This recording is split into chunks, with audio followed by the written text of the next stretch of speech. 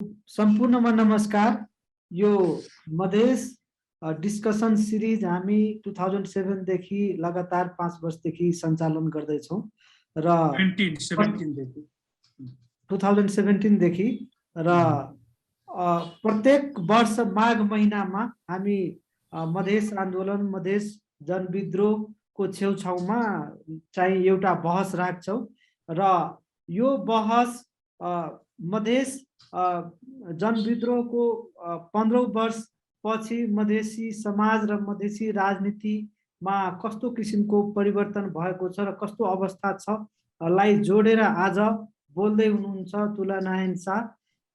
आजको यो मधेस विद्रोहको 15 वर्ष पछिको मधेसी समाज र राजनीतिक विषयमा जुन हामी आज बहस राखेका छौँ यो एकदम सान्दर्भिक समय, किन भन्दाखेरि यो 2063 सालमा 63 माघ 1 गते अन्तरिम संविधानको जारी भयो। अन्तरिम संविधान जारी भइसकेपछि माघ 2 गते यो माइती मण्डलामा तत्कालीन जनअधिकार फोरम को नेतृत्वमा त्यो संविधानलाई जलाइयो र त्यस जलाइसकेपछि त्यो जलाएपछि धेरै नेता कार्यकर्ताहरू पक्राउ परेका थिए त्यतिखेर र त्यसलाई चाहिँ थप आन्दोलन बढाउने हिसाबमा माघ 5 गते जुन लाहानमा घटना भयो र यो आन्दोलन विद्रोहमा परिणत भयो। त्यसपछि मधेसी समाज भनौँ या राज्य भनौँ, यो नेपाल राज्यमा विभिन्न किसिमको परिवर्तनहरू आयो। त्यसलाई जोडेर यो आज चाहिँ बोल्दै हुनुहुन्छ तुलानारायण शाह। उहाँलाई हामी सबैजनाले प्राय चिनेकै छौँ। उहाँ चाहिँ मधेसको विषयमा लेखपढ गर्ने र खास गरेर मधेस अध्ययन जर्नलको एक सम्पादक पनि हुनुहुन्छ र नेपाल मधेस फाउन्डेसनको फाउन्डर पनि हुनुहुन्छ। हामी उहाँलाई सुन्छौँ। उहाँले चाहिँ लगभग 40-45 मिनट जति आफ्नो कुराहरू राख्नुहुन्छ। त्यसपछि हामीले कोही फेसबुक मार्फत यदि जोडिनु भएको छ भने फेसबुक च्याटबाट या प्रत्यक्ष अहिले अनलाइनबाट यो जुममा जोडिनु हुने साथीहरू मित्रहरूले महानुभावहरूले च्याट मार्फत या ह्यान्ड रेजको अप्सनबाट चाहिँ आफ्नो कुराहरू राख्न सक्नुहुन्छ, प्रतिक्रियाहरू राख्न सक्नुहुन्छ या प्रश्नहरू सोध्न सक्नुहुनेछ र त्यसपछि पालो पालो गरी उहाँले जवाब दिनुहुन्छ। अब म फ्लोर तुलानारायण शाह सरलाई चाहिँ हस्तान्तरण गरेँ।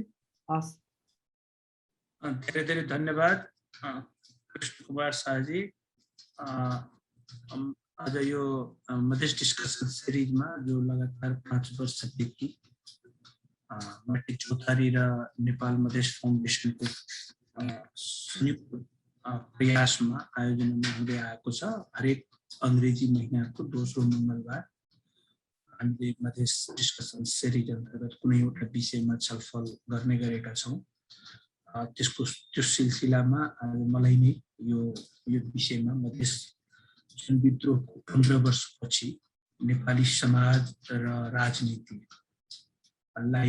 अलिकति खातिर गर्ने र यस विषयमा आफ्ना कुराहरू राख्न मलाई अवसर दिनुभएकोमा आयोजक संस्था र साथीहरू सबैलाई, म आफै पनि संस्थासँग सम्बन्धित छु तर रेयरली कहिलेकाहीँ बोलिन्छ, त्यसको लागि म धेरै धेरै धन्यवाद दिन चाहन्छु। कृष्णजीले जनविद्रोहको बारेमा पृष्ठभूमि कुराहरू अलिअलि भन्नुभयो र आज चाहिँ हामी यस विषयमा थप कुराकानी गर्नेछौँ। अलिक खोकी लाग्ने भएको हुनाले मलाई चाहिँ अलिकति बोल्न गाह्रो भइरहेछ, खोकी लागिरहेछ, त्यही पनि म कोसिस गर्छु।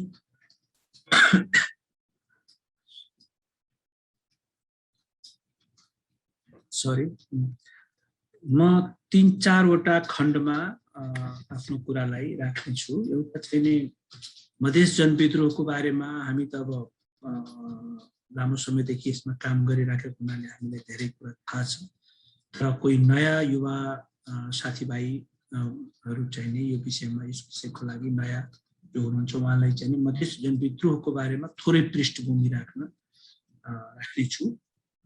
त्यसपछि त्यसको उपलब्धि सामाजिक रूपमा के भयो र राजनीतिक रूपमा के भयो, दोस्रो यो खण्डमा म यो कुरा राख्नेछु। तेस्रो खण्डमा चाहिँ नि यसको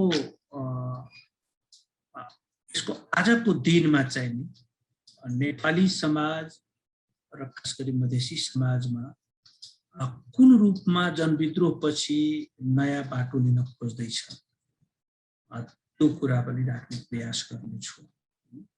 सो धेरै कुरा चाहिँ विगतको बारेमा मात्रै राख्नु भन्दा पनि अलिकति सामाजिक पक्षलाई बढी जोड दिएर आजको अवस्थाको बारेमा र भविष्यको बारेमा अलिकति आकलन गर्ने प्रयास गर्नेछु। कृष्णजीले मलाई दिनुभएको समयअनुसार करिब 40 मिनटमा मैले आफ्नो कुरा टुङ्ग्याउने प्रयास गर्नेछु। मधेस जनविद्रोहको बारेमा एउटा कुरा चाहिँ नि के भने यो 2063 साल विक्रम सम्वत 2063 सालको माघ महिनामा भएको थियो।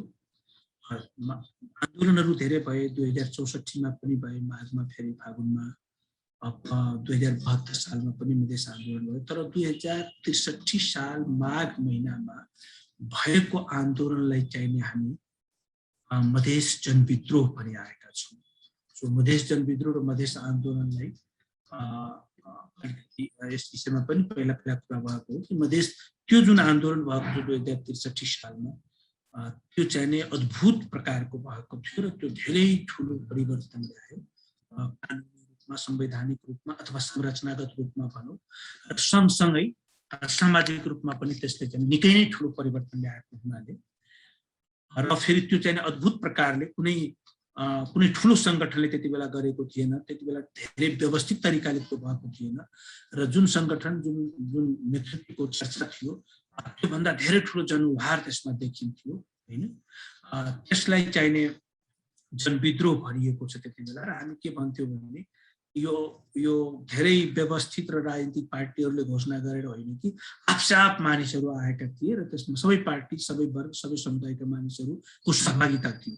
तर यसको मतलब कसैको घोषणा थिएन त्यो भन्न खोजेको होइन। मधेसी जनअधिकार फोरमको नेपालमा अथवा नेपालको राजनीतिक इतिहासमा जब मधेसी जनअधिकार मधेस जनविद्रोहको चर्चा हुनेछ कुनै पनि बेलामा, कुनै पनि ठाउँमा, कुनै पनि दिन, मधेसी जनअधिकार फोरमको भूमिकालाई त्यहाँ चाहिँ नजरअन्दाज गर्न मिल्दैन।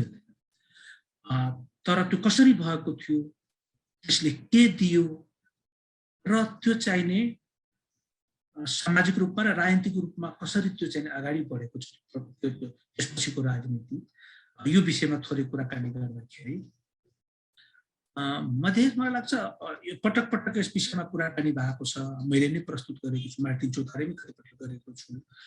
अहिलेसम्म चाहिँ त्यसमा अनेकौं पटक आफैले संशोधन गर्नुपर्ने अवस्थामा म पुगेको छु। मधेस जनविद्रोहको 11 वर्ष हुँदाखेरि मैले यहाँ प्रस्तुत दिएको थिएँ मार्टिन चौधरीमा। 15 वर्ष पुरा हुँदाखेरि दिँदैछु। मलाई त्यति बेला मैले भनेको कतिपय कुराहरू म आफै आज संशोधन गर्ने ठाउँमा पुगेको छु। सायद यस विषयमा चाहिँ धेरै थप मानिसहरूसँग कुराकानी गर्दा चाहिँ म यो अवस्थामा पुगेको छु। मेरो आजको दिनमा मलाई के लाग्छ भने मधेस जनविद्रोह कसरी भएको थियो 2063 सालमा, यसको विषयमा भविष्यमा पनि कुराकानी हुनेछ। तर मधेस जनविद्रोहको 3टा पक्ष थिए जस्तो लाग्छ, 3टा प्रयासहरूको त्यो उत्पादन थियो मधेस जनविद्रोह। एउटा लामो समयदेखि नेपाल सद्भावना पार्टीले प्रयास गरेका थिए, जसले निरन्तर रूपमा नेपालमा के चाहिँ भन्दै थिए भने कि मधेसी समुदायसँग विभेद भएको छ राजनीतिक रूपमा, त्यो विभेदलाई सम्बोधन गर्नको लागि छुट्टै प्रयास हुनुपर्छ। ती विभेदहरू यस्ता छन् भनेर विभेदलाई अर्को तरिकाले भन्दा पनि मनोवैज्ञानिक प्रकारले चाहिँ त्यसलाई स्थापित गर्ने प्रयास चाहिँ भएको थियो। इमोसनली चाहिँ नि एकदम सबै मानिस त्यसमा सहमत हुन्थे मधेसी समुदाय, तर लजिकल रूपमा त्यो मुद्दालाई त्यति बलियो रूपमा चाहिँ उठाउन नसकेको भए तापनि सद्भावनाको प्रयासलाई नजरअन्दाज गर्न मिल्दैन। त्यो सद्भावना पार्टीको प्रयास एउटा खण्ड थियो। दोस्रो चाहिँ माओवादी जनयुद्ध भएको थियो 2052 देखि 2062 सम्म, जसले चाहिँ मधेसका मुद्दाहरूलाई आंशिक रूपमा उठाउने त प्रयास गरेकै थिए, यो देशमा मधेसी समुदायसँग रङको आधारमा, भाषाको आधारमा, वेशभूषाको आधारमा भेद भएको छ भन्ने कुरा त माओवादी जनयुद्धले बोकेकै थियो, नबोकेको होइन। त्यो आपसे आप बोकेको थिएन। त्यसको पछाडि सद्भावना पार्टीको जुन प्रयास भएको थियो त्यसको पनि योगदान थियो। तर सद्भावना पार्टीले त फेरि मधेसको कुरामा बढी जोड दिएको थियो। तर माओवादी जनयुद्धले त मधेसी लगायतका सीमान्तकृत समुदायको मुद्दा उठाएको थियो। महिलालाई पनि सीमान्तकृत समुदायको रूपमा लिएको थियो, दलित, आदिवासी जनजाति।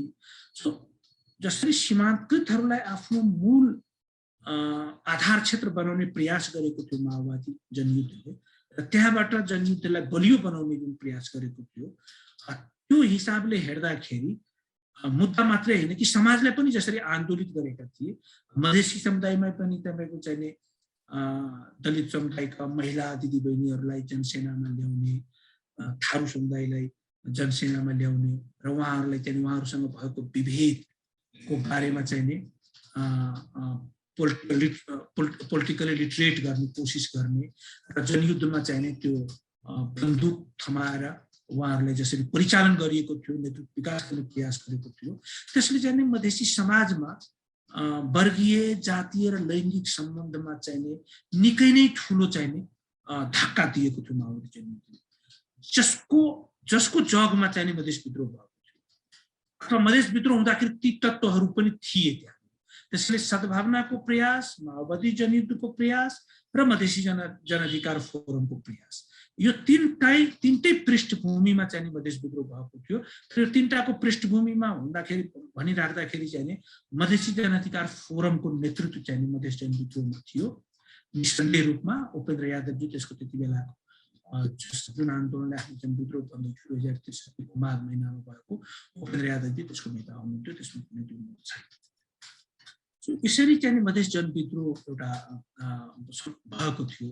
यसको कारणको बारेमा कृष्णजीले भन्नुभयो कि तात्कालिक कारण के थियो भने अन्तरिम संविधानमा सबैको अपेक्षा थियो कि राज्य पुनर्संरचनाका मूल तत्त्वहरू, निर्वाचन प्रणालीको संशोधन, आरक्षणको बारेमा लगायत संहिता पनि हुनुपर्छ भन्ने धेरैको अपेक्षा थियो र संहितालाई चाहिँ जानी नजरअन्दाज गरे अन्तरिम संविधानमा।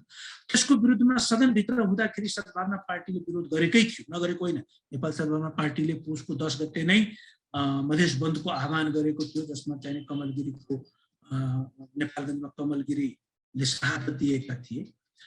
तर एउटा कुरा सत्य के पनि हो भने नेपाल सद्भावना पार्टीले त्यो बन्द गरिसकेपछि आफ्नो आन्दोलन पनि बन्द गरेको थियो र अन्तरिम संविधानलाई स्वीकार गर्दै थियो। नोट अफ डिसेन्ट राखेर स्वीकार पनि गरेको थियो। माघ 1 गते अन्तरिम संविधान घोषणा भयो र त्यसमा संहितालाई नजरअन्दाज गर्यो। त्यसको बारेमा मौनता साध्यो अन्तरिम संविधानले।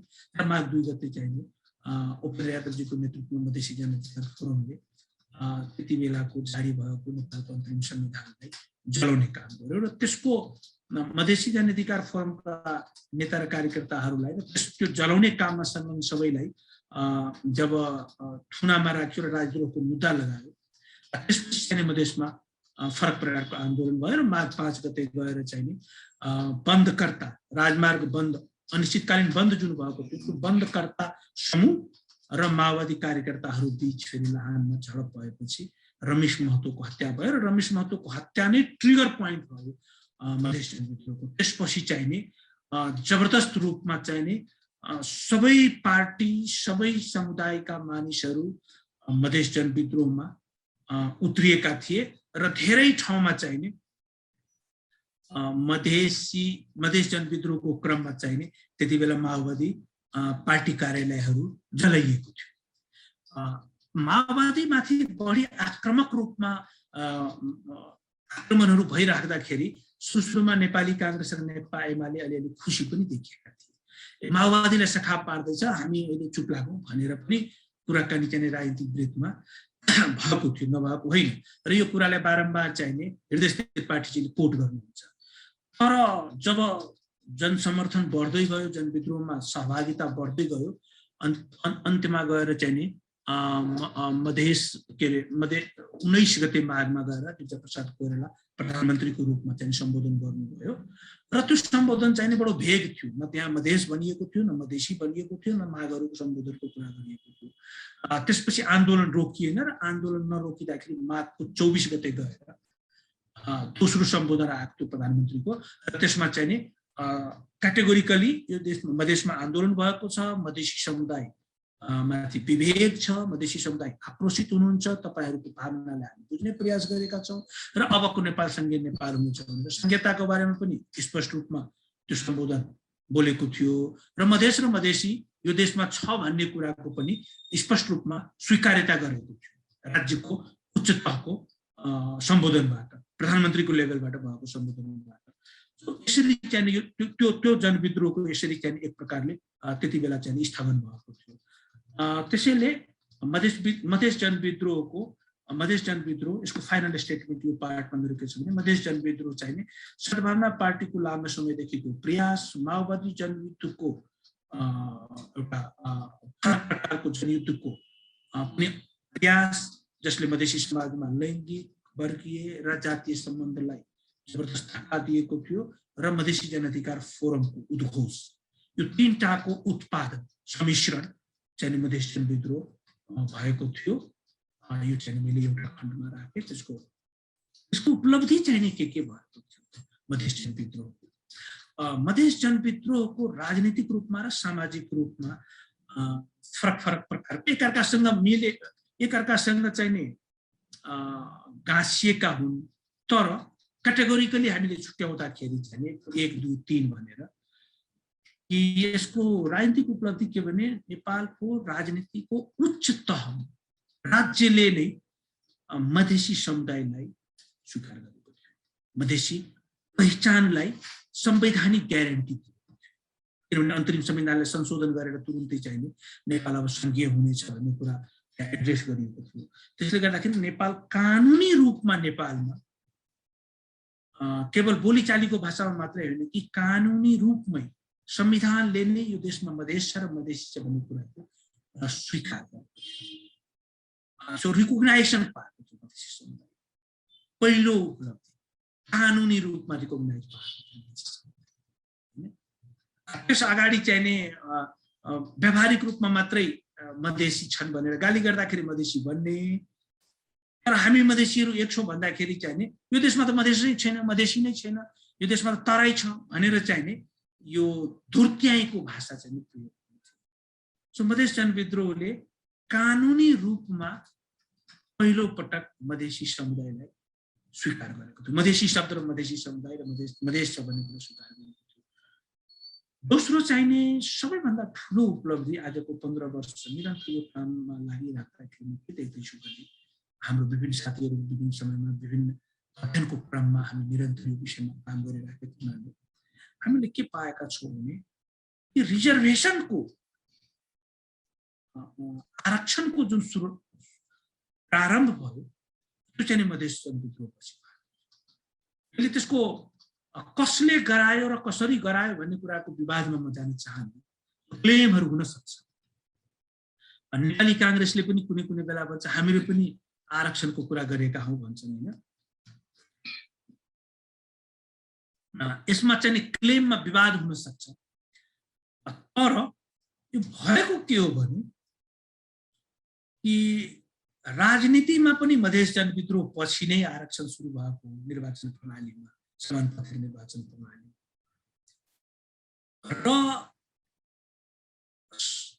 र राज्यमा जुन निजामती सेवा लगायतका सरकारी सेवाहरूमा जुन आरक्षणको प्रारम्भ भयो त्यो त 2065 सालदेखि भयो। त्यो त मधेसी जनअधिकार फोरम सहभागिता भएको सरकार, सद्भावना पार्टी पनि सहभागिता भएको सरकार, जुन माओवादी नेकपा माओवादीको नेतृत्वमा प्रचण्डको नेतृत्वमा गठन भएको थियो, त्यो सरकारले नै आरक्षण चाहिने निजामती सेवा लगायतका सरकारी सेवामा सुरु गर्यो। सो दोस्रो उपलब्धि चाहिँ आरक्षण हो राजनीतिमा र राज्यका विभिन्न सेवाहरू। र तेस्रो बडो जबरदस्त रूपमा मधेस जनविद्रोहको पृष्ठभूमिमा त्यसको दोस्रो वर्ष 2064 फेरि भएको मधेस आन्दोलनको लाई सम्बोधन गर्ने सवालमा नागरिकताको मुद्दालाई सम्बोधन गर्नु थियो। अरू पनि कुराहरू थिए, म त्यसमा जान चाहन्छु। प्रमुख उपलब्धिहरू चाहिँ राजनीतिक रूपमा मधेस र मधेसी शब्दको संवैधानिक स्वीकार्यता, राज्य र राजनीतिमा मधेसी लगायतका सीमान्तकृतहरूको लागि आरक्षणको व्यवस्था र मधेसी समुदायमा मधेसी समाजमा रहेको बडो गहिरो समस्याको रूपमा रहेको नागरिकताको समस्यालाई सम्बोधन गर्ने प्रयास, जुन सम्बोधन चाहिँ नि 2064 को आन्दोलनपछि भयो, तर त्यसको जबरदस्त रूपमा चाहिँ नि पृष्ठभूमि तयार गर्ने काम चाहिँ मधेस त्यो राजनीतिक उपलब्धि हो। तर यति मात्रै भएको थिएन। मधेस जनविद्रोह राजनीतिक रूपमा जे उपलब्धि दिएका थिए त्यो भन्दा मलाई लाग्छ ठूलो उपलब्धि, त्यो भन्दा प्रभावशाली उपलब्धि चाहिँ नि समाजमा भएको थियो। के भएको थियो त मधेसी समाजमा र नेपाली समाजमा, समग्र नेपाली समाज। आज 5 दिन भयो, 5औं दिन हामी सप्तरी जिल्लाको अत्यन्त पिछडिएको मानिएको दक्षिणी भेगमा, जहाँनिर कहिले पनि एउटा तपाईँ 4 पाङ्ग्रे गाडी लिएर जानुभयो भने त्यो गाउँमा पुग्न अहिले पनि गाह्रो छ र ट्र्याक्टर लिएर त्यसलाई तान्नुपर्ने अवस्था छ। हामी रामपुरा, कुपी रामपुरा भन्ने गाउँ गएका थियौँ। आज 5औं दिनमा कुरा गर्दैछु। कुपी रामपुरा चाहिँ नि हाम्रो पुस्ताको लागि त्यहाँ एकजना नेता हुनुहुन्छ अहिले पनि, उहाँको नाम स्थानीय भाषामा कुरूर मण्डल हो र अहिले चाहिँ छिन्नमस्ता गाउँपालिकाको उहाँ अध्यक्ष हुनुहुन्छ। उहाँको असली नाम सूर्यनारायण मण्डल। उहाँसँग भेट्न गएका थिए। मेरो पुस्ताका, म 70 को मान्छे, मेरो पुस्ताका मानिसहरूको लागि एउटा फिल्मी शैलीका पात्र हुन् कुरूर मण्डल।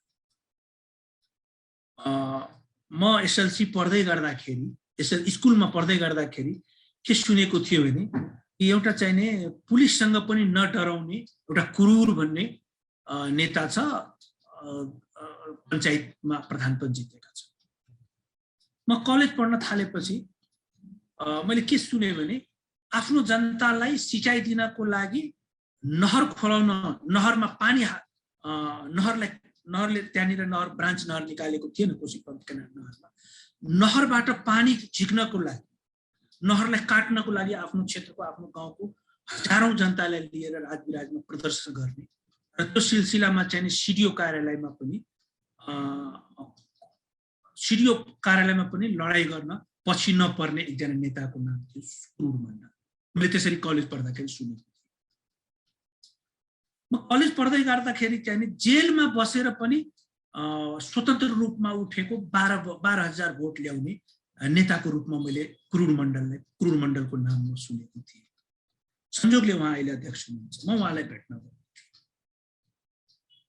र मैले उहाँलाई सोधेँ, उहाँको बारेमा मिडियामा र राजविराजमा अथवा काठमाडौँमा एउटा फरक तस्बिर प्रस्तुत गरिन्छ, जुन कुराबाट म त्यति धेरै सहमत छैन।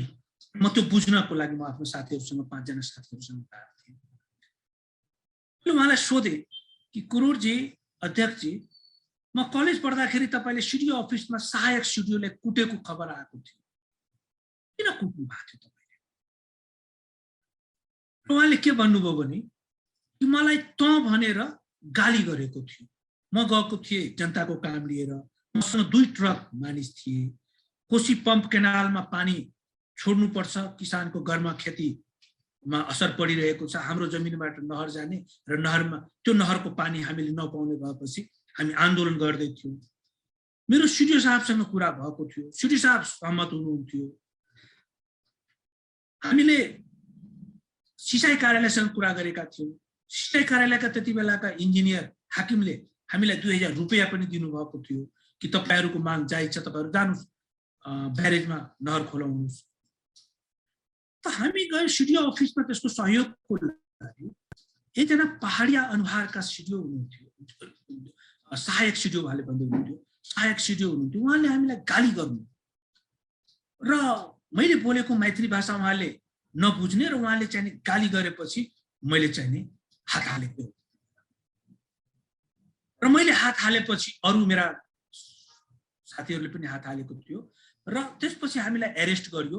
एरेस्ट गरेपछि गाडीमा जब राख्न थाल्यो एउटा पुलिसले लात्तीले हिर्काएपछि उहाँले भन्नुभयो कि त्यति बेला फेरि त्यो पुलिसलाई पनि मैले कुटेको र म त्यस कारण म जेल गएको थिएँ भनेर उहाँले भन्नुभयो। मैले भने यो आज के छ अवस्था? उहाँले अरू कुरामा म जान चाहन्छु।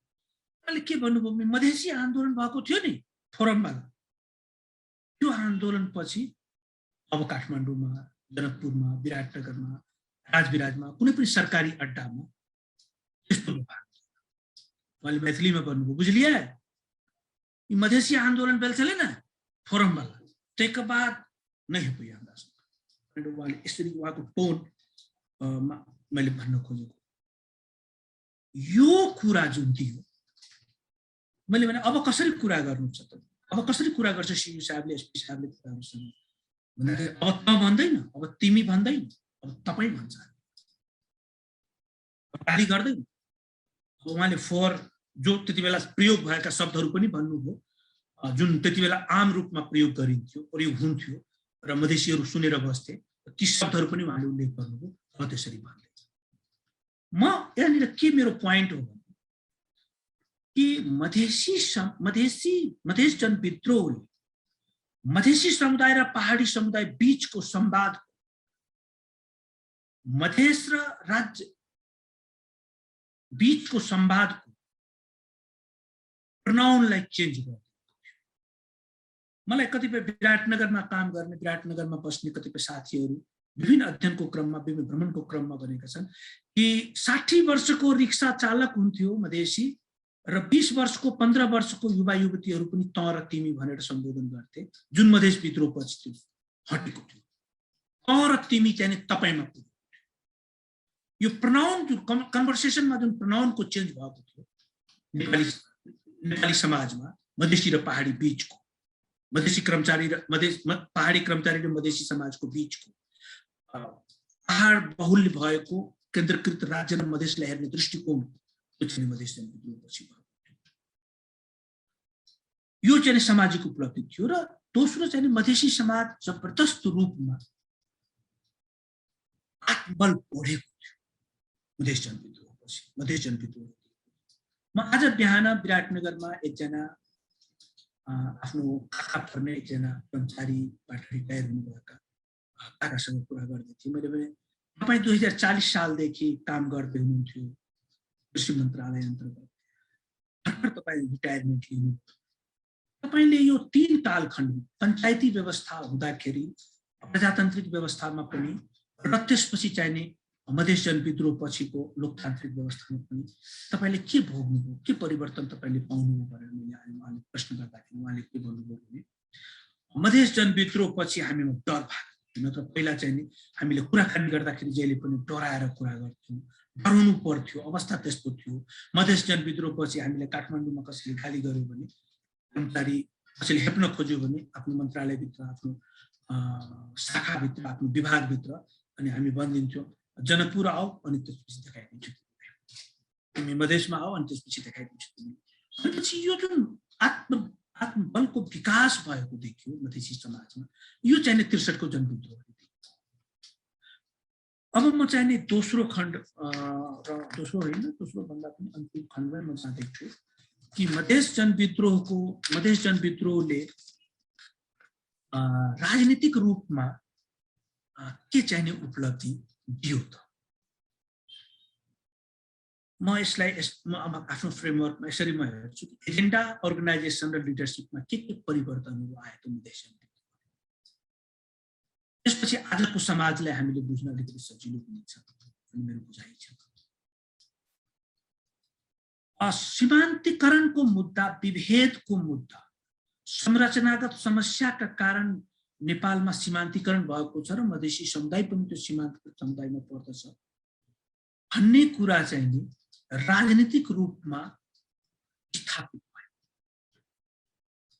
एड्रेस गर्ने प्रयास गरेको बाट त मैले अघि पनि उल्लेख गरि नै सके, तर यो मधेसी पार्टीले मात्रै उठाउने कुरा रहेन।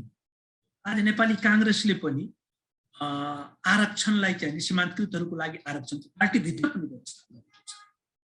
नेकपा एमाले भित्र पनि यो कुरा छ, माओवादी भित्र त हुने नै भयो। सो एजेन्डाको मेन स्ट्रिमिङ भयो।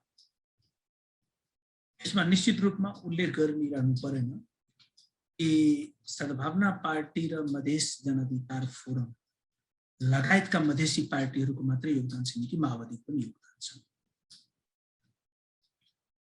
राष्ट्रिय पार्टीहरू पनि यो मुद्दालाई बोक्न थाले र पार्टीगत रूपमा नेपाली राजनीतिलाई हाँक्ने जुन ड्राइभरको सिट हुन्छ, जुन रिङ हुन्छ पोलिटिकल प्लेयरहरूको, यहाँ कुनै बेला एक छत्र रूपमा कांग्रेस एमाले र माओवादी मात्रै हुन्थे। तर मधेस जनविद्रोहपछि यो वा त्यो रूपमा मधेसी पार्टीहरू पनि खेलको मुख्य घेराभित्र चाहिँ की प्लेयरको रूपमा प्रवेश पायो। मधेस जनविद्रोहपछि नै पायो। सो पोलिटिकल प्लेयरहरूको, नेपालको पोलिटिकल प्लेयरहरूको ग्राउन्डमा मधेसी पार्टीहरूले प्रवेश पाएको विद्रोहपछि हो। एजेन्डाहरूको मेन स्ट्रिमिङ भयो, अरू पार्टीहरूले पनि उठाउन थाले, नजरअन्दाज गर्न मिल्दैन भने आफ्नो पार्टीको संरचनाभित्र त्यसलाई स्वीकार गरे। नेपालको राजनीतिमा मुख्य खेलाडीहरूमा मधेस बेस्ट पार्टीहरू पनि आए। त्यो मधेस जनविद्रोहपछि भयो र नेताहरू पनि चाहिने त्यो एउटा मात्र एक प्रकारको एउटा मात्र समुदाय, एक प्रकारको मिल्दोजुल्दो थर, एक प्रकारको वेशभूषा, भाषा र संस्कृति भएका नेताहरू मात्र नेपालको टेलिभिजनहरूमा, नेपालको मिटिङहरूमा, नेपालको सिंहदरबारको बैठकहरूमा वा नेपालका मिडिया क्षेत्रमा चाहिँ अन्तर्वार्ता दिँदा होस् वा निर्णय गर्दा होस्, एक प्रकारका मात्र नेताहरूको वर्चस्व रहेको ठाउँमा मधेस जनविद्रोहपछि यो वा त्यो रूपमा मधेसी पार्टीबाट होस् वा नेपाली कांग्रेस एमाले माओवादी जस्ता आफूलाई अथवा राष्ट्रिय रूपमा जनाधार भएका पार्टीहरूमा होस्, ती मधेसी समुदायका नेताहरू ती पार्टीहरूमा पनि स्पेस पाउन थाले र मधेस केन्द्रित पार्टीहरूले नेपालको मुख्य राजनीति खेलहरूमा साझेदार सत्ताका मुख्य चाहिने त्यो राजनीतिक गतिविधिहरूमा चाहिने स्पेस पाएका हुन्। सो एजेन्डाको मेन स्ट्रिमिङ भयो, अर्गनाइजेसनमा नयाँ नयाँ अर्गनाइजेसनहरू खुले। कांग्रेस एमाले माओवादी मात्रै होइन कि 2064 पछि निरन्तर रूपमा राष्ट्रिय पार्टीको रूपमा मधेसी पार्टीहरू, मधेसी जनअधिकार फोरम, तराई मधेस लोकतान्त्रिक पार्टी, सद्भावना पार्टी, जो कालान्तरमा गएर कुनै बेला राजपा बने, कुनै बेला जसपा बने, कुनै बेला सपा बने, कुनै बेला ससफो बने, संघीय समाजवादी फोरम, कुनै बेला समाजवादी पार्टी, कुनै बेला जनता समाजवादी पार्टी, आज आएर फेरि जनता समाजवादी पार्टी र लोकतान्त्रिक समाजवादी पार्टी भनेर बनेका छन्।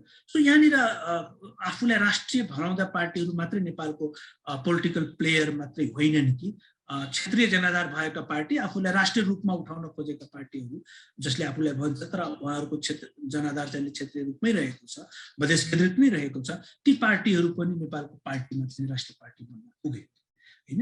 र त्यसरी नै नेताहरू पनि विजयप्रसाद कोइराला, कृष्णप्रसाद भट्टराई वा गरिशमान सिंह लगायत मनमोहन अधिकारी, माधव कुमार नेपाल, केपी शर्मा ओली र पुष्पकमल दाहाल, डाक्टर बाबुराम भट्टराई एकै खालका, एकै थरका, एकै संस्कृतिका, एकै वेशभूषाका मानिसहरू मात्रै होइन कि नेपालमा चाहिने केही रूपमा त्यस्तै खालका बैठकहरूमा चाहिने सहभागी हुने उपेन्द्र यादव, महन्त ठाकुर, राजेन्द्र महतो, हृदय त्रिपाठी, जयप्रकाश प्रसाद गुप्ता लगायतका नेताहरू पनि कुनै बेला चाहिने निकै चर्चित थिए, अहिले पनि हुनुहुन्छ कतिपय उहाँहरूमध्ये। सो एजेन्डामा अर्गनाइजेसन र लिडरसिपमा चाहिँ राजनीतिक रूपमा धेरै नै परिवर्तनहरू भएको म पाउँछु। अब अन्तिम कुरा चाहिने यो खण्डमा कि हामीले चाहिने आजको दिनमा समाजलाई कसरी देख्दैछौँ। मेरो प्रस्तुतिको बाँकी 10 मिनट जति चाहिने यो विषयमा म आफ्नो कुरालाई केन्द्रित गर्न चाहन्छु। विगतका कुराहरू धेरै भए। आजको दिनमा नेपाली समाज, समग्र नेपाली समाज र खास गरी मधेसी समाजभित्र मधेस जनविद्रोह पछि के देखिएको छ भन्दाखेरि एउटा चाहिने मधेसी समुदायको नेपाली राज्यप्रतिको ओनरशिप बढेको छ जस्तो लागिरहेछ। आज मधेसमा 15 वर्षमा विभिन्न पार्टीहरू टुटफुट भएको इतिहास त छ हामीसँग। हामी अनेकौं प्रस्तुतिहरूमा म आफै पनि अनेकौं सन्दर्भमा हामी मधेसी पार्टीलाई मधेसी राजनीतिक कर्मीहरूलाई आरोपित पनि नगरेका होइनौं। तर 15 वर्षमा अनेकौं पार्टीहरूको सक्रियताका कारण मधेसी समाज जबरदस्त रूपमा राजनीतिकरण भएको छ जस्तो लाग्छ। पार्टीहरू खण्डित हुँदै गए, फेरि एकीकरण भए, फेरि खण्डीकरण भए, अनेकौं गतिविधिहरू गरे। सो मधेसी समाजको तल्लो तबकाका मानिसहरू पनि मोबिलाइज भए राजनीतिक रूपमा। एउटा उदाहरण उल्लेख गर्न चाहन्छु। 2019 को जनवरी फेब्रुअरीतिर हो, एकजना बेलायतमा प्राध्यापन गर्नुहुने डाक्टर तेजेन्द्र फेरारी र म नेपालगञ्जको एउटा गाउँमा गएका थियौँ। म गाउँको नाम अहिले बिर्सिरहेको छु, मेरो डायरीमा छ, सन्दर्भ चाहिँ याद आयो।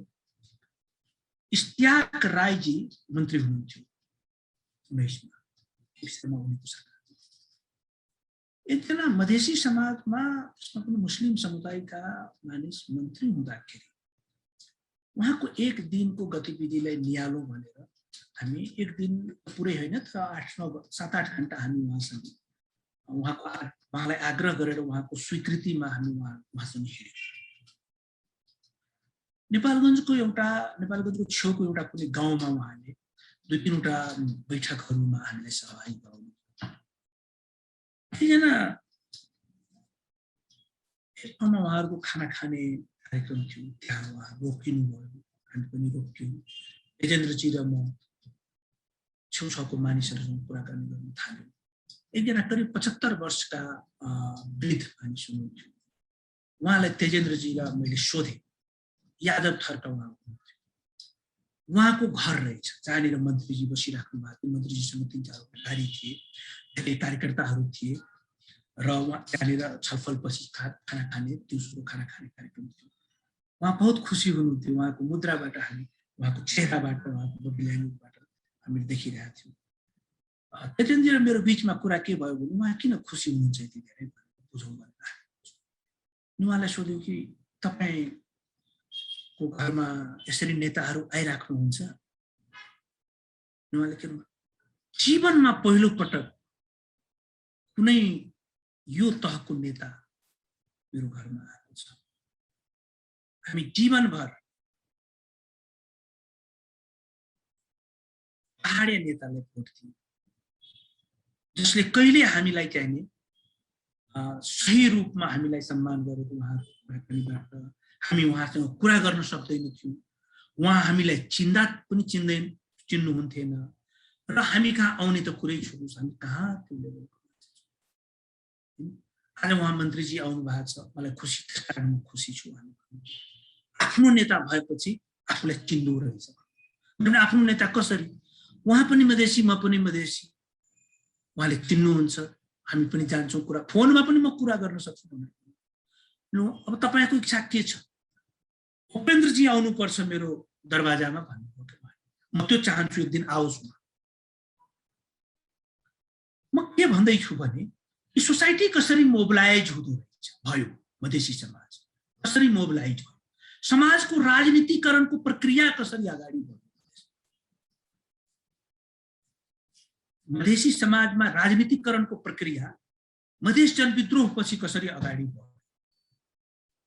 आज चाहिने मधेसका युवा पुस्ता जो मधेस जनविद्रोह हुँदाखेरि 10 वर्ष 5 वर्ष उमेरका थिए, आज 25 वर्ष 30 वर्ष 35 वर्षका छन्।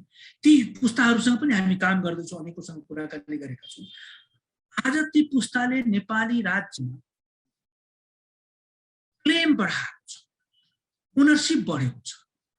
म कलेज पढ्दाखेरि आजभन्दा 30 वर्ष पहिला 25 वर्ष पहिला हाम्रो पुस्ताको मानिसले नेपालमा लोकसेवा पास गरेर सरकारी सेवामा गइन्छ भन्ने कुरा सामान्य प्रशासनमा निजामतीमा कसैले कल्पनै गर्दैन मेरा पुस्ताका मानिसहरू।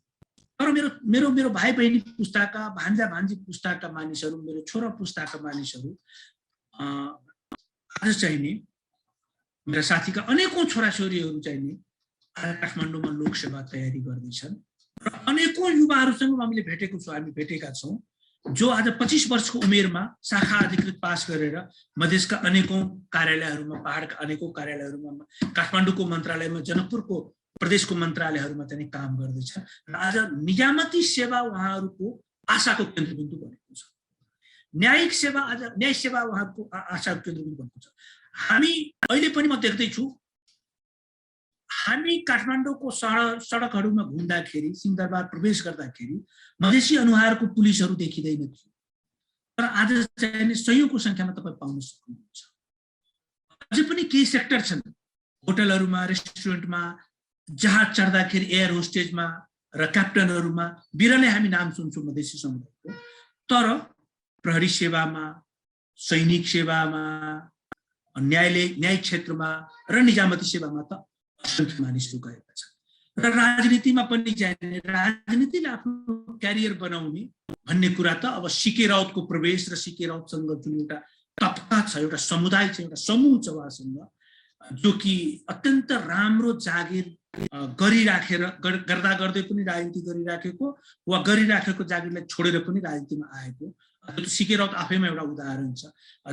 जुन युवा चाहिँ नि राजनीतिलाई पनि आफ्नो भविष्य, राजनीतिमा पनि आफ्नो भविष्य देख्दैछ। त्यो चाहिँ नि नेपाली राजनीतिमा मधेस जनविद्रोहपछि मधेसी समाजमा एउटा होपको रूपमा चाहिँ नि देख्न थालेको छ। सो यसको अन्तिम पोइन्टमा के भन्न चाहन्छु भने कि आजको मधेसी समाजमा यो ओनरसिपमा अपनत्वमा जुन वृद्धि भएको छ, मधेसीहरूले यो राज्यमा क्लेम पनि बढाएको छ र ओनरसिप पनि बढाएको छ, त्यो चाहिँ नि त्यो यात्रा चाहिँ नि मधेस जनविद्रोहपछि नयाँ रूपमा सुरु भएको हैन। तर यो फेरि मधेस जनविद्रोहपछि मात्रै भएको हो। म अन्तिम कुरा भन्दैछु, मधेस जनविद्रोह सद्भावना पार्टीको, नेपाल सद्भावना पार्टीको निरन्तर प्रयास र माओवादी जनयुद्धको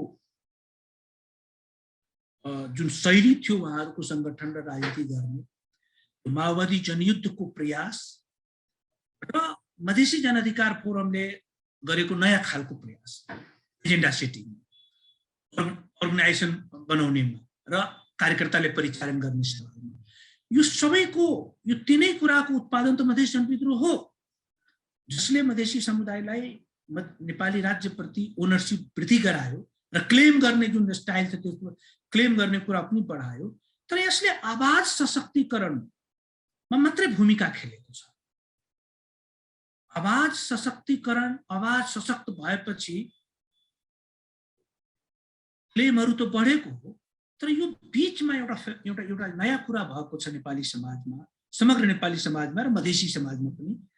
त्यो के भने कि रेमिट्यान्सको जुन प्रभाव विस्तार भएको छ, त्यसले चाहिने आर्थिक रूपमा सशक्त बनाएको छ मधेसको तल्लो वर्गको मानिसहरूलाई,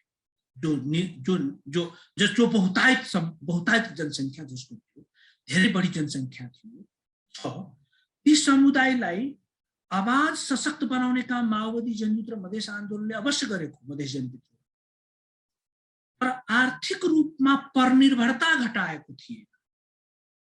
सो संरक्षित जुन सामन्त र सम्भ्रान्तहरूसँग जुन एउटा ठुलो तबकाको दलित समुदाय र अन्य जातका गरिब तबकाका मानिसहरूको जुन डिपेन्डेन्सी थियो, परनिर्भरता थियो सम्भ्रान्त र सम्भ्रान्त समुदाय सम्भ्रान्त वर्गको वर्गसँग त्यसलाई घटाएको थिएन। त्यसैले पोलिटिक्समा मधेसीको इन्क्लुजन त भएको थियो, तर मधेसभित्रको एलिटको कन्ट्रोल कम भएको थियो, जसलाई रेमिटान्सले कम गराउने प्रयास गर्यो।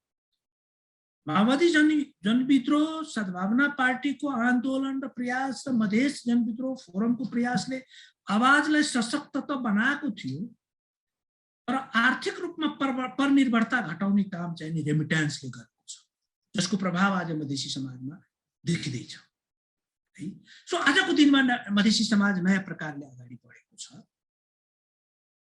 त्यो बढी सशक्त छ हुँदैछ, बढी सशक्त रूपमा आवाज पनि उठाउँदैछ र त्यसले के गर्दैछ भने मुद्दालाई चाहिँ नि डाइभर्सिफाई गर्दैछ। सो आजको मधेसी समाज, आजको मधेस राजनीतिमा मुद्दा पनि नयाँ शैलीले उठ्न कोसिस गर्दैछ। हिजोको दिनमा विभेदको, विरोधको, विद्रोहको कुरा बढी थियो। आज चाहिने, आज जुन पार्टीहरू उदाउन खोज्दैछ, मधेसमा राजनीति गर्न खोज्दैछ, त्यसले चाहिँ जनजीविकाको सवाललाई आफ्नो राजनीतिक एजेन्डा बनाउँछ। यो मुद्दामा विविधीकरण भएको छ। हिजोको दिनमा हामीले के देखेका थियौँ भने मधेसी समाजमा धोती कुर्ता लगाएर हिन्दी भाषामा बोल्यो र मधेसीसँग विभेद भएको छ मात्रै भन्दाखेरि, इमोसनल कुराहरू मात्रै गर्दाखेरि पनि एउटा क्लस्टर त बनिरहेको थियो, एउटा ग्राउन्ड त मधेस राजनीतिको बनिरहेको थियो।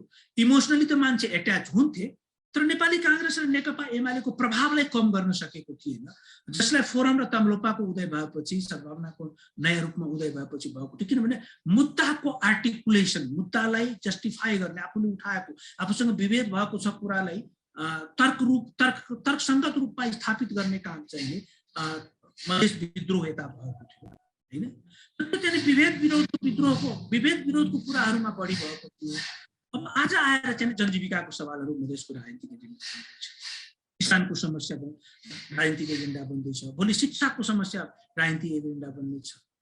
यसमा चारैतिर भ्रष्टाचार बढेको छ, तर बडो सशक्त रूपमा भ्रष्टाचारको यदि विरोध भएको छ भने मधेसमा बढी या कम भएको छ, म त्यतितिर जान चाहन्न, त्यसको बारेमा धेरै व्याख्या विश्लेषण भइसकेको छ। तर यदि भ्रष्टाचारको सशक्त विरोध भइराखेको छ भने फेरि मधेसमा भइराखेको छ। सो किसानको समस्या मधेसको राजनीतिक मुद्दा बन्दैछ, भ्रष्टाचारको विरोध आज राजनीतिक मुद्दा बन्दैछ र केवल धोती कुर्ता पैजामा लगाएर गम्छा ओढेर र मधेसीसँग विभेद भएको छ भन्ने मात्र यो सनातन जाप मात्र जपेर राजनीति गर्ने एउटा जुन समय थियो त्यो चाहिँ समाप्त छ। र आज चाहिँ नि अत्यन्त पढे लेखेका, क्याम्ब्रिजबाट पिएचडी गरेका मानिसहरू पनि मैले चिनेका, मेरै पुल्चोक क्याम्पसबाट पढ्दाखेरि चाहिँ नि एकदम धेरै एजुकेसनल ब्याकग्राउन्ड, धेरै स्ट्रङ एजुकेसनल ब्याकग्राउन्ड भएका मानिसहरू, एकजना दुईजना होइन कि दर्जनौं संख्यामा युवाहरू आज राजनीतिमा आउँदैछन् र सामाजिक रूपान्तरणमा काम गर्ने प्रयास गर्दैछन्। सो आजको मधेसी समाजमा चाहिँ नि मधेस जनविद्रोहको प्रभाव चाहिँ नि बल्ल देखिँदैछ।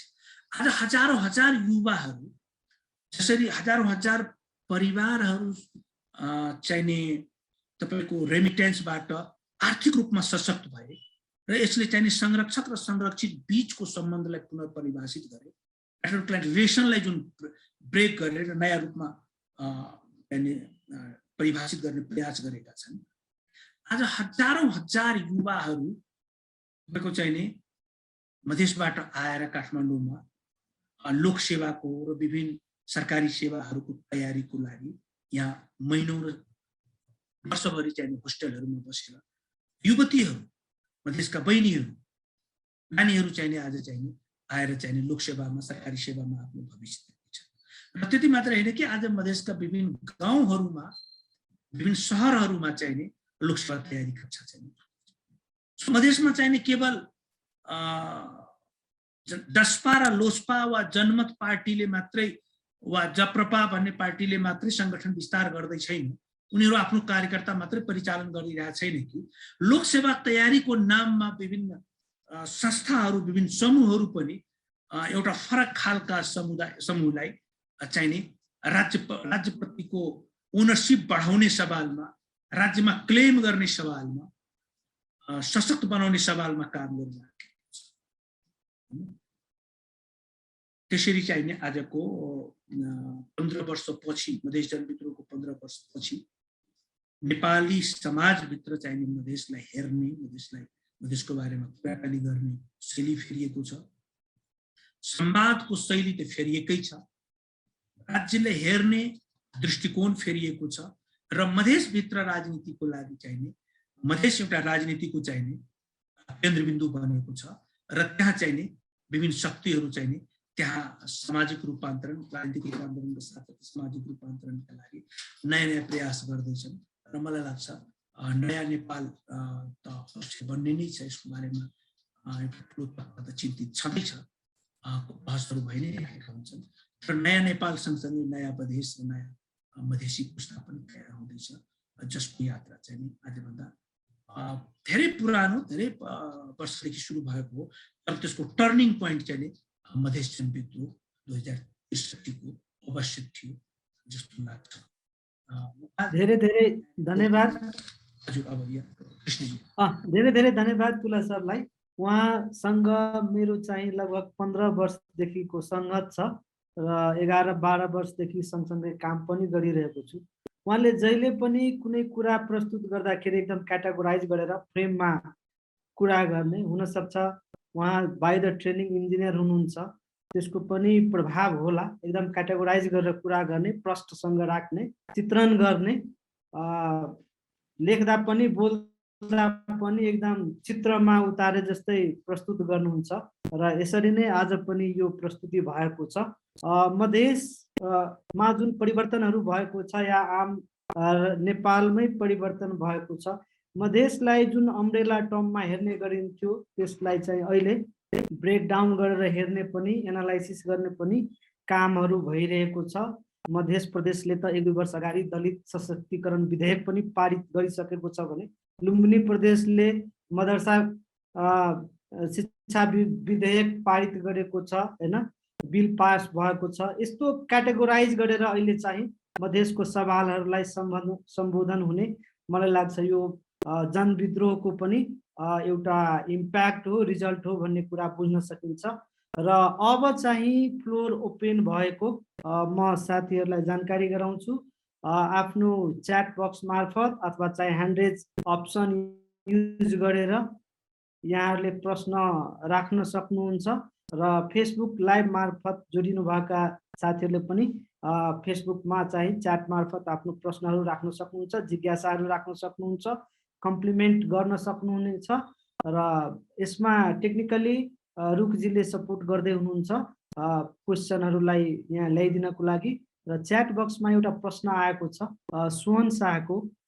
उहाँले के सोध्दै हुन्छ भने मधेस विद्रोहले ल्याएको थुप्रै सकारात्मक परिवर्तन ल्याएको छ, त्यसमा कुनै शङ्का छैन, तर सबै सकारात्मक नै नहोला भन्न सकिन्न।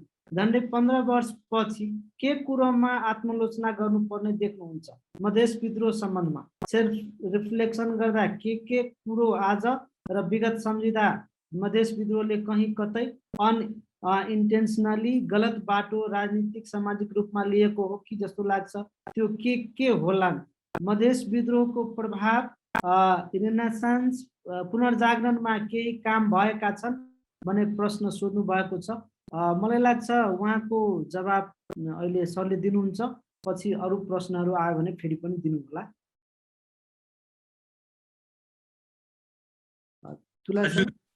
हजुर, अरू कुनै फेसबुक मार्फत केही? अहिले सोहनजीको लागि चाहिँ एड्रेस गरौँ अनि फेरि पछि आयो। धन्यवाद सोहनजी। यो विषयमा त तपाईँ आफै धेरै जानकार हुनुहुन्छ, तपाईँ आफै काम गर्दै हुनुहुन्छ पश्चिमदेखि पूर्वसम्म।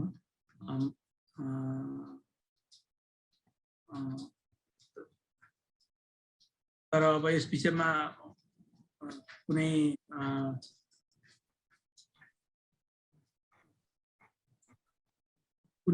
मैले चाहिने यस विषयमा मेरो बुझाइ के छ भने कि सेल्फ रिफ्लेक्सन गर्दाखेरि अघि पनि मैले भने धेरै कुरामा परिवर्तन भएको हो, तपाईले पनि स्वीकार गर्नुभएको छ। तर सेल्फ रिफ्लेक्सन गर्दाखेरि सायद सामाजिक ध्रुवीकरण जुन हिसाबमा भयो मधेसी भर्सेस पहाडीको,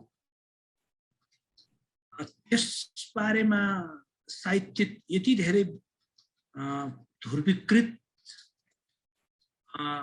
भइन्छ होला भन्ने सायद त्यति बेला अनुमान गरिएन।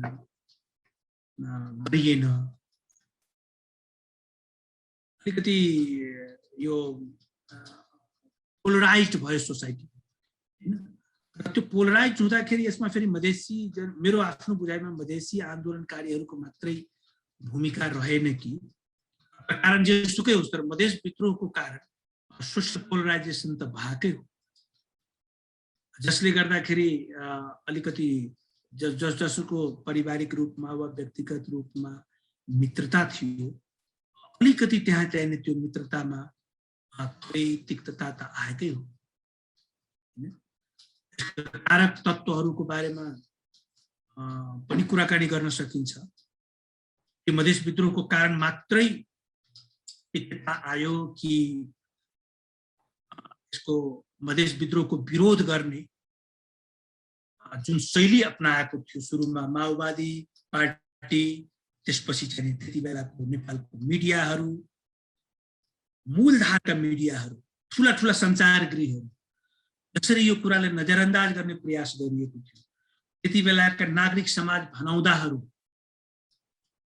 जसरी यो मुद्दालाई चाहिँ नजरअन्दाज गर्ने प्रयास गरिएको थियो। एक कोणबाट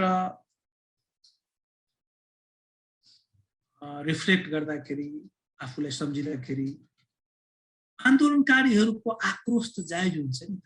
आन्दोलनकारी त राज्यसँग आक्रोश पोखेको हुन्छ। राज्य र आन्दोलनकारीको बीचको सम्बन्ध के हो भने तपाईलाई त थाहै छ कि समाजलाई सेवा सुविधा सुरक्षा दिनको लागि राज्य निर्माण गरिएको हो।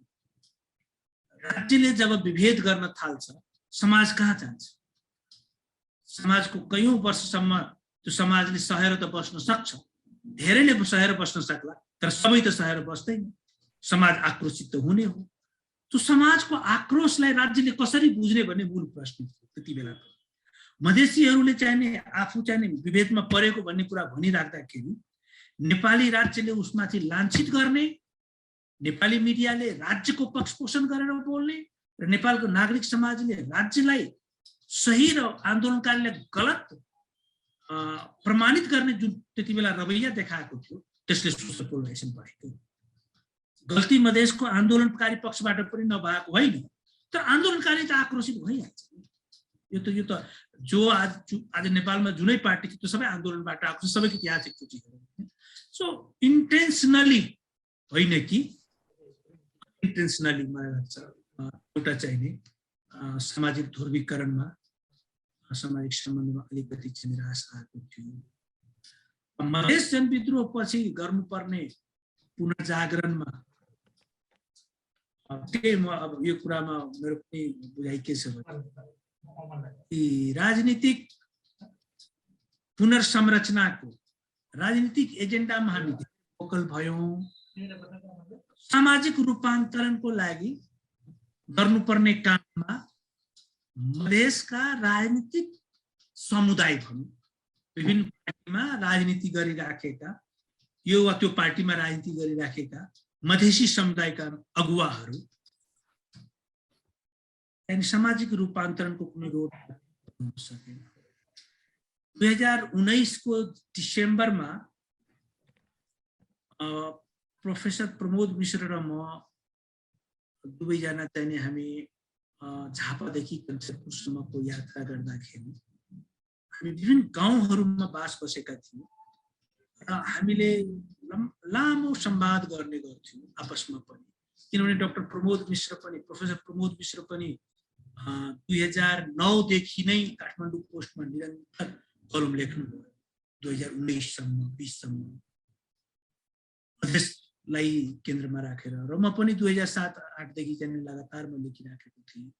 हामी चाहिँ लेख्दा लेख्दा कस्तो लाग्यो भने कि एकचोटि एकदम भुइँ तहका मान्छेलाई भेट्न जाउँ भनेर हामी जुन मधेसका गाउँ गाउँमा घुम्यो र आम मानिसको घरमा बसेर आम मानिससँग संवाद गर्यो। ठुलो मानिससँग कसैसँग संवाद गरेनौँ हामी। एउटा जनकपुरमा एक दुईटा मिटिङ बाहेक र हामी होटलमा बहुत कम बस्यौँ। हामी त्यहाँ गाउँमै बस्यौँ। सीमा क्षेत्रको मधेसमा पनि हामी बस्यौँ।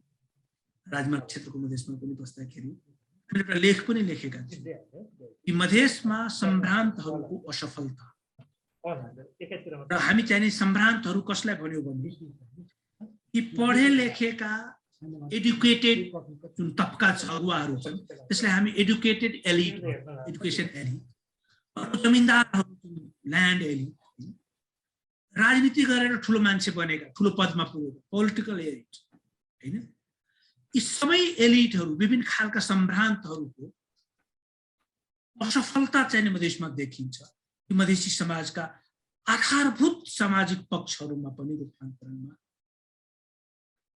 धेरै पछाडि रहेको छ, धेरै पछाडि रहेको छ। म तपाईलाई एउटा उदाहरण दिउँ कि अहिले 10 दिनपछि आज म काठमाडौँ आएको छु। म र कृष्णजी हामी मधेसका विभिन्न गाउँमा गयौँ। हामी सीमा क्षेत्रको मधेसको गाउँहरूमा जाँदाखेरि आज पनि पोषणको बोर्ड त त्यहाँ देखिन्छ हरेक बार खाना 4 भनेर।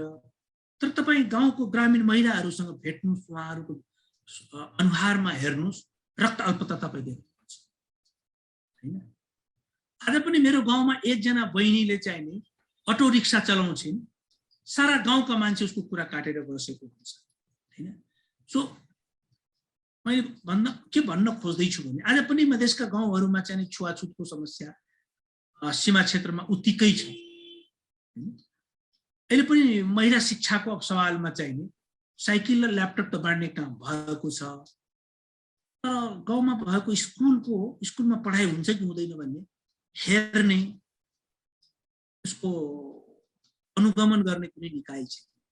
आज शिक्षामा, स्वास्थ्यमा, आज चाहिँ स्थानीय पालिकाहरूको चाहिँ काम गर्ने शैलीमा, लैङ्गिक सम्बन्ध त्यहाँको जातीय सम्बन्ध केही भएकै छैन जस्तो लागिरहेको छ हैन।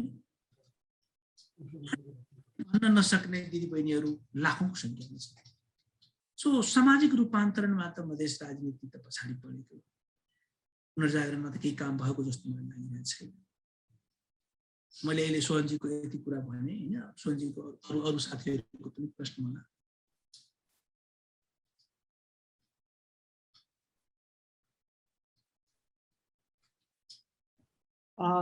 सरले भन्नुभयो कि 10 दिनपछि चाहिँ आज काठमाडौँ फर्किनु भयो।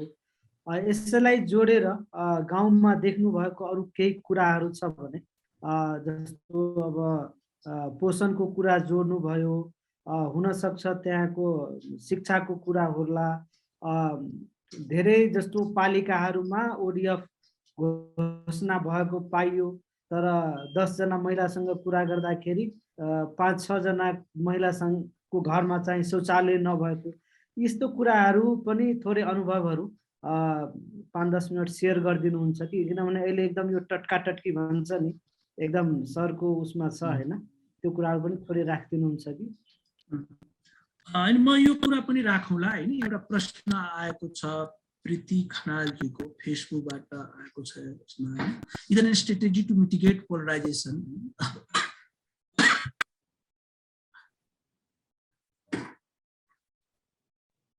अब यो स्ट्रेटेजीहरू त अब बनाउने काम खास गरी सरकारले नीति रणनीति बनाउने हो। राज्यमा भएका अन्य निकायहरू, सरकारी निकायहरूले यो कुराहरू पनि हेर्ने हो। त्यसपछि गैर राज्य पक्ष हुन्छन्, विभिन्न संस्थाहरू हुन्छ, उहाँहरूले पनि यो कुराहरू गर्ने हो।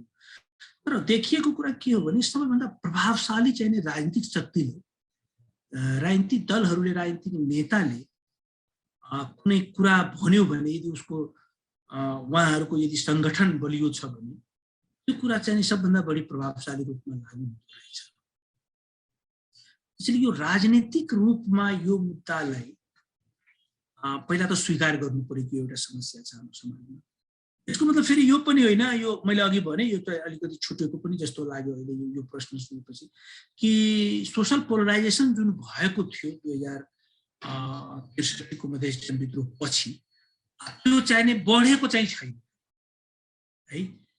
त्यति बेला भयो, ठाउँ ठाउँमा झडपहरू पनि भए, अलि तिक्तता पनि बढ्यो समाजमा, काठमाडौँमा पनि बोलचाल पनि कतिपय मित्रहरूको बीचमा भयो, डिबेटहरू हुन थाल्यो यो मुद्दाको बारेमा।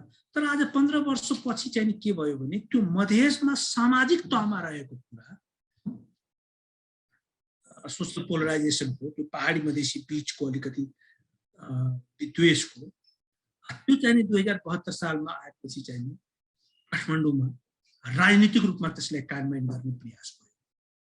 म त्यतातिर त्यसको डिटेल हुन्छ एक्सप्लेनेसन, कसरी त्यसलाई त्यो रिस साधियो त काठमाडौँमा। 2064 सालमा 60% आरक्षण दिएको थियो समानुपातिक निर्वाचन प्रणाली। 2064 सालमा दोस्रो मधेस आन्दोलन हुँदाखेरि नेपाली सेनामा मधेसीहरूको उपस्थिति अत्यन्त कम भयो र यसमा सामूहिक प्रवेश गराउनुपर्छ मधेसी समुदायले भनेर बालुवाटारमा प्रधानमन्त्री गिरिजाप्रसाद कोइरालाले 8 बुँदे सहमतिमा एउटा बुँदा उल्लेख गर्नुभएको थियो हैन। राज्यको संरचना गर्दाखेरि न्यायालयको पनि राज्यलाई पुनर्संरचना गर्दाखेरि न्यायालयको पनि पुनर्संरचना हुनेछ भन्ने तमाम कुराहरू चाहिने कटौती भयो 2072 सालमा। 60% सीमान्तकृतहरूको लागि छुट्याएको आरक्षणलाई 40% मा राख्यो, जसले सीमान्तकृत समुदायको प्रतिनिधित्व नेपालको राजनीतिमा घटेर गयो हैन। सो इन्स्टिट्युसनली संस्थागत रूपमा त्यो रिसलाई साध्ने काम भयो है हैन। त्यसले राजनीतिक रूपमा जबसम्म यो कुराको स्वीकार्यता हुँदैन कि विभेद भइरहेको छ, विभेदको कारण ठाउँ ठाउँमा विद्रोहहरू भएको छ, यसले सामाजिक ध्रुवीकरण बढाएको छ, यसलाई कम गर्नको लागि राजनीतिक रूपमा चाहिने जबसम्म यो मुद्दालाई सम्बोधन गर्ने प्रयास हुँदैन, एउटा संस्थाले, एउटा लेखकले, एउटा प्रशासकले यो कुरालाई सम्बोधन गर्ने गाह्रो हुन्छ हैन। अब कतिपय नेताहरूले हामी सुन्ने गर्छौँ, कतिपय प्रशासकहरूले भन्ने गर्छन् मधेसी समुदायले त यो संविधान स्वीकार गरिसक्यो, मधेसी समुदायले त यो संविधानलाई स्वीकार गरेर चुनावमा भाग लिइसक्यो, मन्त्री बनेका छन्, प्रधानमन्त्री बनेका छन्, मुख्यमन्त्री बनेका छन्। अब यो सब जुन विश्लेषणको शैली छ यसले के जस्टिफाई गर्दैछ भने 72 सालमा भएको त्यत्रो ठुलो आन्दोलन 63 र 64 मा भएका सहमतिहरू त गलत थिए। सो यस्तो यस्तो जुन तर्कहरू निर्माण हुन्छ यसले चाहिँ नि पोलराइजेसनलाई अलिकति फरक प्रकारले गरेको हुन्छ। रणनीति बनाउँदा राम्रो हुन्छ, राजनीतिक क्षेत्रबाट यसको रणनीति बन्नुपर्छ। यसमा कृष्णजीको प्रश्न छ, त्यो म अन्तिममा आउँछु। एक दुईटा कुराहरू अहिले एउटा रेशुजीको प्रश्न आएको छ। Madhya Pradesh, we hope will continue to help ensure the dignity of Madhesi community. दुईवटा प्रश्न छ म एक्चुअली म त्यो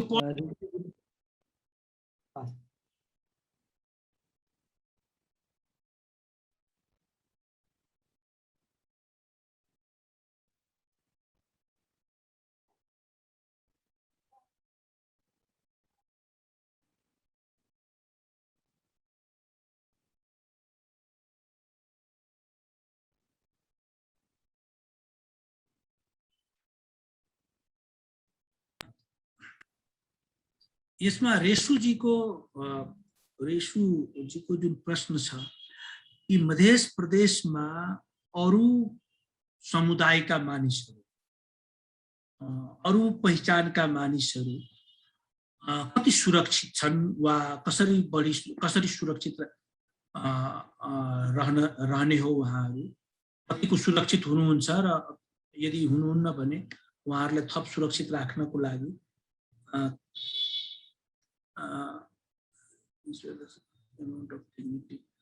उहाँहरू चाहिँ उहाँहरूले उहाँहरूको स्वाभिमानको रक्षा र सुरक्षाको प्रश्न खास गरी उहाँले उठाउनु भएको छ।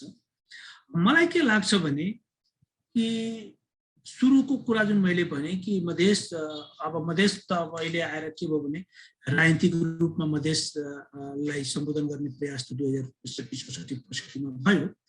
त्यसलाई खुम्चाउने प्रयास अहिले भयो र त्यो 8 जिल्लामा आएर मधेसलाई सङ्कुचित पारिदियो।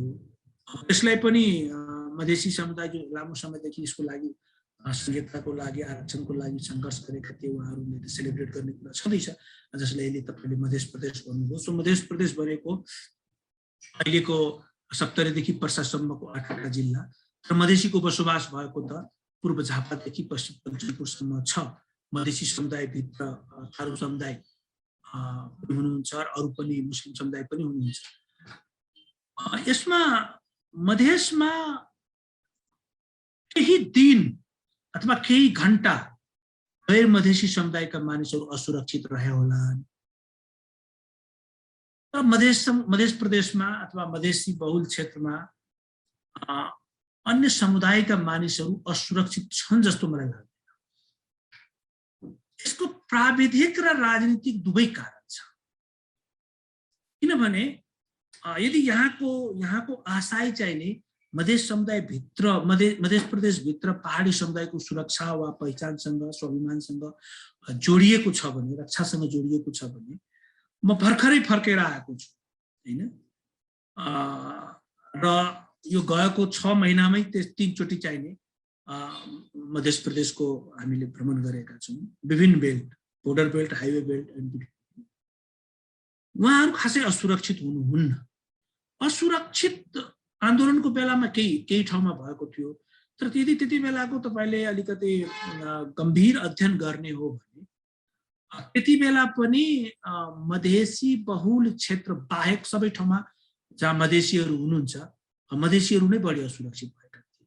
त्यसो भए किन त्यसरी भएका थिए? कसरी मधेसी समुदाय बाहेकका गैर मधेसी समुदाय सुरक्षित छन् र त्यति बेला पनि थिए भन्दाखेरि नेपालको सुरक्षा निकाय, पुलिस, प्रशासनिक निकाय, नेपालको नागरिक समाज, नेपालको सञ्चार जगत जहिले पनि उहाँहरूको पक्षमा उहाँहरूको सानो समस्या भए पनि त्यसको बारेमा बोल्ने र त्यसमा इन्टरभेन गर्ने प्रयास गरेका छन्। म तपाईलाई उदाहरण दिन्छु। यसको मतलब म यो समस्यालाई नजरअन्दाज गर्न खोजेको होइन, तर को बढी सुरक्षित र को कम सुरक्षित र को कसरी सुरक्षित बढी हुँदो रहेछ भन्ने कुरा मात्र मैले तपाईलाई भन्न लागेको हो। जनकपुरबाट केही घर, केही दर्जन अथवा केही 100 परिवार त्यहाँबाट विस्थापित भएको समाचार पहाडी समुदाय। हामीले त्यसलाई बिल्कुल मधेस आन्दोलनसँग मात्र जोडेर काठमाडौँमा व्याख्या विश्लेषण गर्यौं। हामीले यो बिर्सियौं कि लामो समयदेखि चलेको त्यहाँ जनकपुर सिगरेट फ्याक्ट्री जुन नेपाली कांग्रेस सरकारले 1990 पछि 46 पछि लिएको नीति, निजीकरणको नीति पछि जुन सिगरेट फ्याक्ट्री बन्द भएपछि हजारौं हजार मान्छेहरू, हजारौं हजार परिवारहरू बेरोजगार भएपछि उहाँहरू विस्थापित भएको हुन सक्छन् भन्ने कुरा हामीले सोचेनौं। हामीले त्यहाँको आर्थिक र राजनीतिक र प्रशासनिक पक्षलाई हामीले हेरेनौं। जनकपुरको मत्स्य विकास केन्द्रको साइज किन घट्यो, जनकपुरको बागवानी फारम जुन कृषि मन्त्रालय अन्तर्गतको कार्यालयको किन साइज डाउन भयो, जनकपुरमा रहेको मुजेलियामा रहेको कार्यालयहरूको साइज कसरी घटिएको थियो, कसरी जनकपुर, जलेश्वर, सिराहा, गौर र कलैयाका सेवा प्रदायक सरकारी निकायहरू कसरी राजमार्ग छेउमा स्थानान्तरण भए र त्यसले गर्दाखेरि पहाडी समुदायको माइग्रेसनमा कन्ट्रिब्युट गर्यो कि गरेन भन्ने कोणबाट हामी कहिले पनि सिराहा, गौर लगायतका ठाउँहरूको अफिसहरू कसरी चाहिने लाहान र चन्दिगापुरमा स्थानान्तरण भयो भन्ने कुराहरूको हामीले कहिले पनि त्यो पक्षलाई माइग्रेसनसँग जोडेर हेरेनौं। जनकपुरमा भएका, जलेश्वरमा भएका अफिसहरू, कति अफिसहरू बर्दिवासमा स्थानान्तरण भए भन्ने कुरालाई हामी कहिले पनि आफ्नो अध्ययनको दायरा बनाएनौं र हामी सपाट रूपमा के भन्यो भने मधेस आन्दोलनको कारण पहाडी समुदायहरू विस्थापित भए र यो चाहिँ खूब प्रचार भयो काठमाडौँमा। यो राम्रो कुरा थिएन, यो प्रचार हुनु पर्थ्यो, यसको बारेमा मतहरू बाजिनु पर्थ्यो, विश्लेषणहरू हुनु पर्थ्यो, अध्ययनहरू हुनु पर्थ्यो, प्रशासनको नजर यतातिर जानु पर्थ्यो। तर दुःखको कुरा के भयो भने वर्षौंदेखि काठमाडौँको सडकमा, पोखराको सडकमा, पहाडका विभिन्न सहरहरूमा मधेसी शिक्षकहरू, मधेसी कर्मचारीहरू वा मधेसी विद्यार्थीहरू अपमानित हुँदाखेरि कहिले पनि काठमाडौँको मिडियामा यो विषय बनेको थिएन, चर्चाको योग्य विषय। कहिले पनि काठमाडौँको सिंहदरबारको प्रशासनिक निकायले यसलाई चाहिने सम्मानसँग जोडेर हेरेका थिएन, हैन। सो यो विषय चाहिने गम्भीर, रेशुजी तपाईँ आफै अनुसन्धान गरेर हुनुहुन्छ जस्तो मलाई लाग्छ। यो विषयमा दुवै कोणबाट चाहिने अध्ययन अनुसन्धान हुनुपर्छ। मलाई लाग्छ मध्य प्रदेशभित्र गैर मधेसी समुदाय सबैभन्दा बढी सुरक्षित हुन्छ।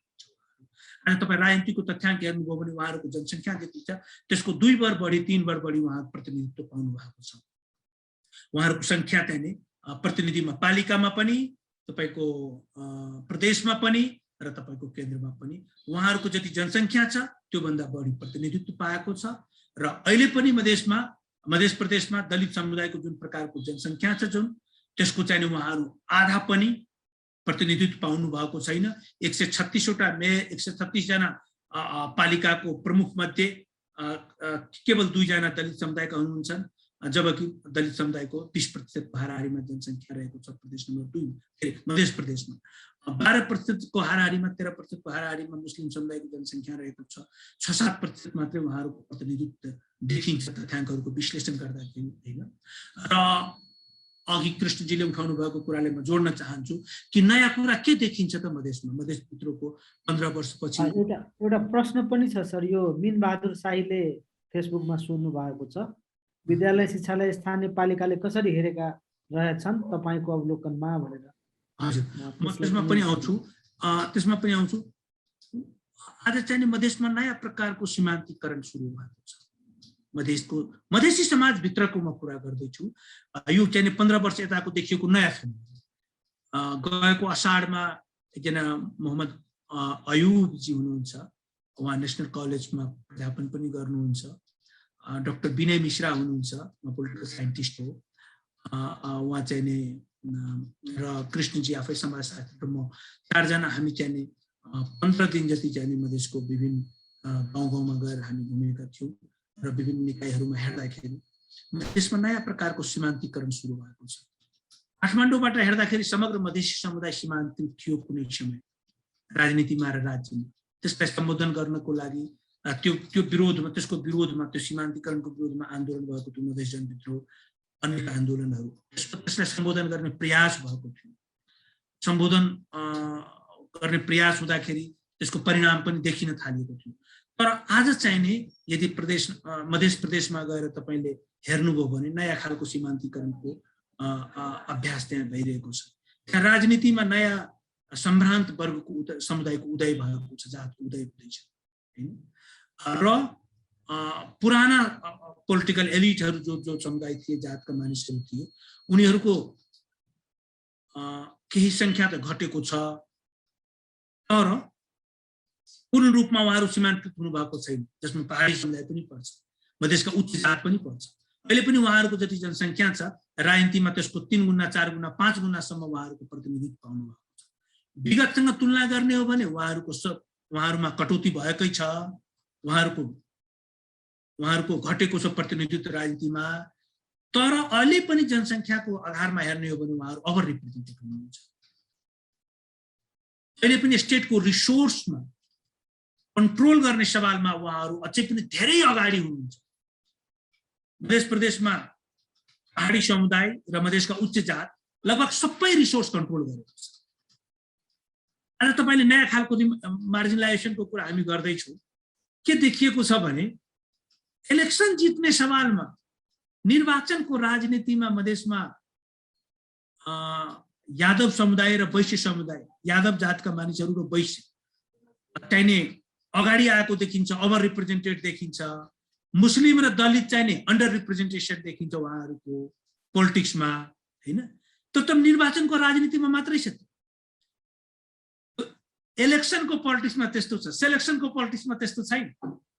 तपाईँ सेलेक्सनको पोलिटिक्समा जानुभयो भने अहिले पनि मधेसका उच्च जातका मानिसहरू चाहिने लगभग मोर देन 90% चाहिने यो नोमिनेसनको पोस्ट जुन हुन्छ, पोलिटिकल एपोइन्टमेन्ट जसलाई भनिन्छ, त्यसमा मोर देन 90% चाहिँ मधेसीको नाममा हुने एपोइन्टमेन्टमा चाहिँ मधेसका उच्च जात सीमित जात जसको जनसङ्ख्या 3% छ त्यसले चाहिँ अलमोस्ट 90% पोस्टले चाहिँ कन्ट्रोल गरेर बसेको छ पाउँछ। र त्यो चाहिँ एपोइन्टमेन्ट भयो, सिलेक्सनको पोलिटिक्स भयो, तपाईँ त्यसलाई चाहिँ गएर चाहिँ रिसोर्स कन्ट्रोलको सवालमा तपाईँले हेर्नुभयो भने कि देखाउने नेता त भए यादव र शाहहरू, दलित र मुस्लिमहरू अझै भएका छैनन्, तर त्यो रिसोर्सको कन्ट्रोल कसको सिग्नेचरमा चाहिने मध्य प्रदेशमा चाहिने सरकारी स्रोतहरूको वितरण हुन्छ भन्दाखेरि मधेसमा रहेका पहाडी समुदायका प्रशासकहरू र मधेसका उच्च जात र अन्य जातका मानिसहरू। सो यसरी हेर्दाखेरि के देखिन्छ भने रिसोर्समा एउटा खास खालको कन्ट्रोल देखिन्छ, पोलिटिक्समा अर्को खास खालको कन्ट्रोल देखिन्छ है। यो दुईटालाई तपाईँ एक ठाउँमा राखेर हेर्नुभयो भने मध्य प्रदेशमा अथवा मध्य प्रदेशलाई यदि हेर्नु हो भने दलित र मुस्लिम कहीँ पनि देखिँदैन, अत्यन्त मार्जिनलाइज देखिन्छ, जसलाई हामीले के भनेको छौँ भने नयाँ खालको मार्जिनलाइजेसन सुरु भएको छ। दुईवटा च्याटमा प्रश्नहरू छ, यो प्रश्नलाई म लिन्छु। मोहम्मद नईमजीले एकैछिन सर, मोहम्मद नईमजीले चाहिँ ह्यान्ड रेज गर्नु भएको थियो, उहाँको पनि प्रश्न लिएर छोटोमा तिनैजनालाई सम्बोधन गर्नुहुन्छ कि? म नईमजीको प्रश्न हुन्छ, म नईमजीलाई दिनुस् न त, उहाँले बोल्नुहुन्छ कि? नईमजी तपाईले ह्यान्ड रेज गर्नु भएको थियो छोटोमा। सम्पूर्ण सरहरुमा मेरो नमस्ते। अनि सर मेरो चाहिँ क्वेशन भन्नाले पनि जिज्ञासा के छ भने जसो हामीहरु अहिले हाम्रो तुलानारायण सरले जुन मधेस फाउन्डेसन नेपाल छ उहाँले जुन मधेसीहरुको हकमा वकालत गरिरहेछ त्यस्तै हामी मुस्लिमहरुको लागि पनि मधेसी हामी मुस्लिम छु तर पनि अहिलेसम्म हामीहरुको संविधानमा संरक्षण हक भए छैन किनभने अहिले स्थानीय तहदेखि केन्द्रसम्ममा जुन चुनावमा पनि हुन्छ दलितको लागि सीमित सीट छुट्याइदिएछ वार्डमा अनिवार्य एकजना दलित हुनु पर्यो तर वार्डमा पनि 3 जना सदस्य हुन्छ तर एकजना अनिवार्य मुस्लिम भयो भने झन मुस्लिमहरु पनि अगाडि त्यो आउन सक्छ र चुनावहरुमा पनि जित्न सक्छ। त्यस्तै केन्द्रबाट पनि हामीहरुलाई केन्द्र सरकारले पनि मुस्लिमहरुलाई ठकेछ र मधेसीलाई पनि कहाँ भने हामी पहाडमा चाहिँ जनसंख्याको आधारमा प्रतिनिधि सभा दिने अनि हामीहरुलाई चाहिँ जनसंख्याको आधारमा हैन क्षेत्रको आधारमा त्यसलाई कसरी हाम्रो मधेस फाउन्डेसनले त्यो वकालत गर्छ भने हामीहरुको माझ भनिदिनु सक्छ सर। धन्यवाद। नईमजी धेरै धेरै धन्यवाद। नईमजी हाम्रो इमर्सन कोर्समा पनि लालगढमा उहाँ सहभागी हुनुहुन्थ्यो। नईमजीको कुरा पनि म आउला। यहाँ अनिल गुरुङजीको प्रश्न आएको छ हैन, उहाँको प्रश्न भन्दा पनि एक प्रकारले उहाँको गुनासो छ। फेसबुकबाट उहाँको प्रश्न आएको छ कि मधेसमा रहेको पहाडी समुदायको समस्यालाई यो विश्लेषक तपाईले पनि नजरअन्दाज गर्दै हुनुहुन्छ, दुःख लाग्यो मलाई। म यसमा क्षमा प्रार्थी छु कि मेरो कुराबाट दुःख लागेको छ, तर म एउटा मेरो पनि जिज्ञासा छ। जो श्रोता साथीहरु हुनुहुन्छ सुन्दै हुनुहुन्छ हामी छात्रामा छौँ, मलाई बताइदिनुस् त के समस्या छ मधेसमा रहेको पहाडी समुदायको, हामी कुरा गरौँ।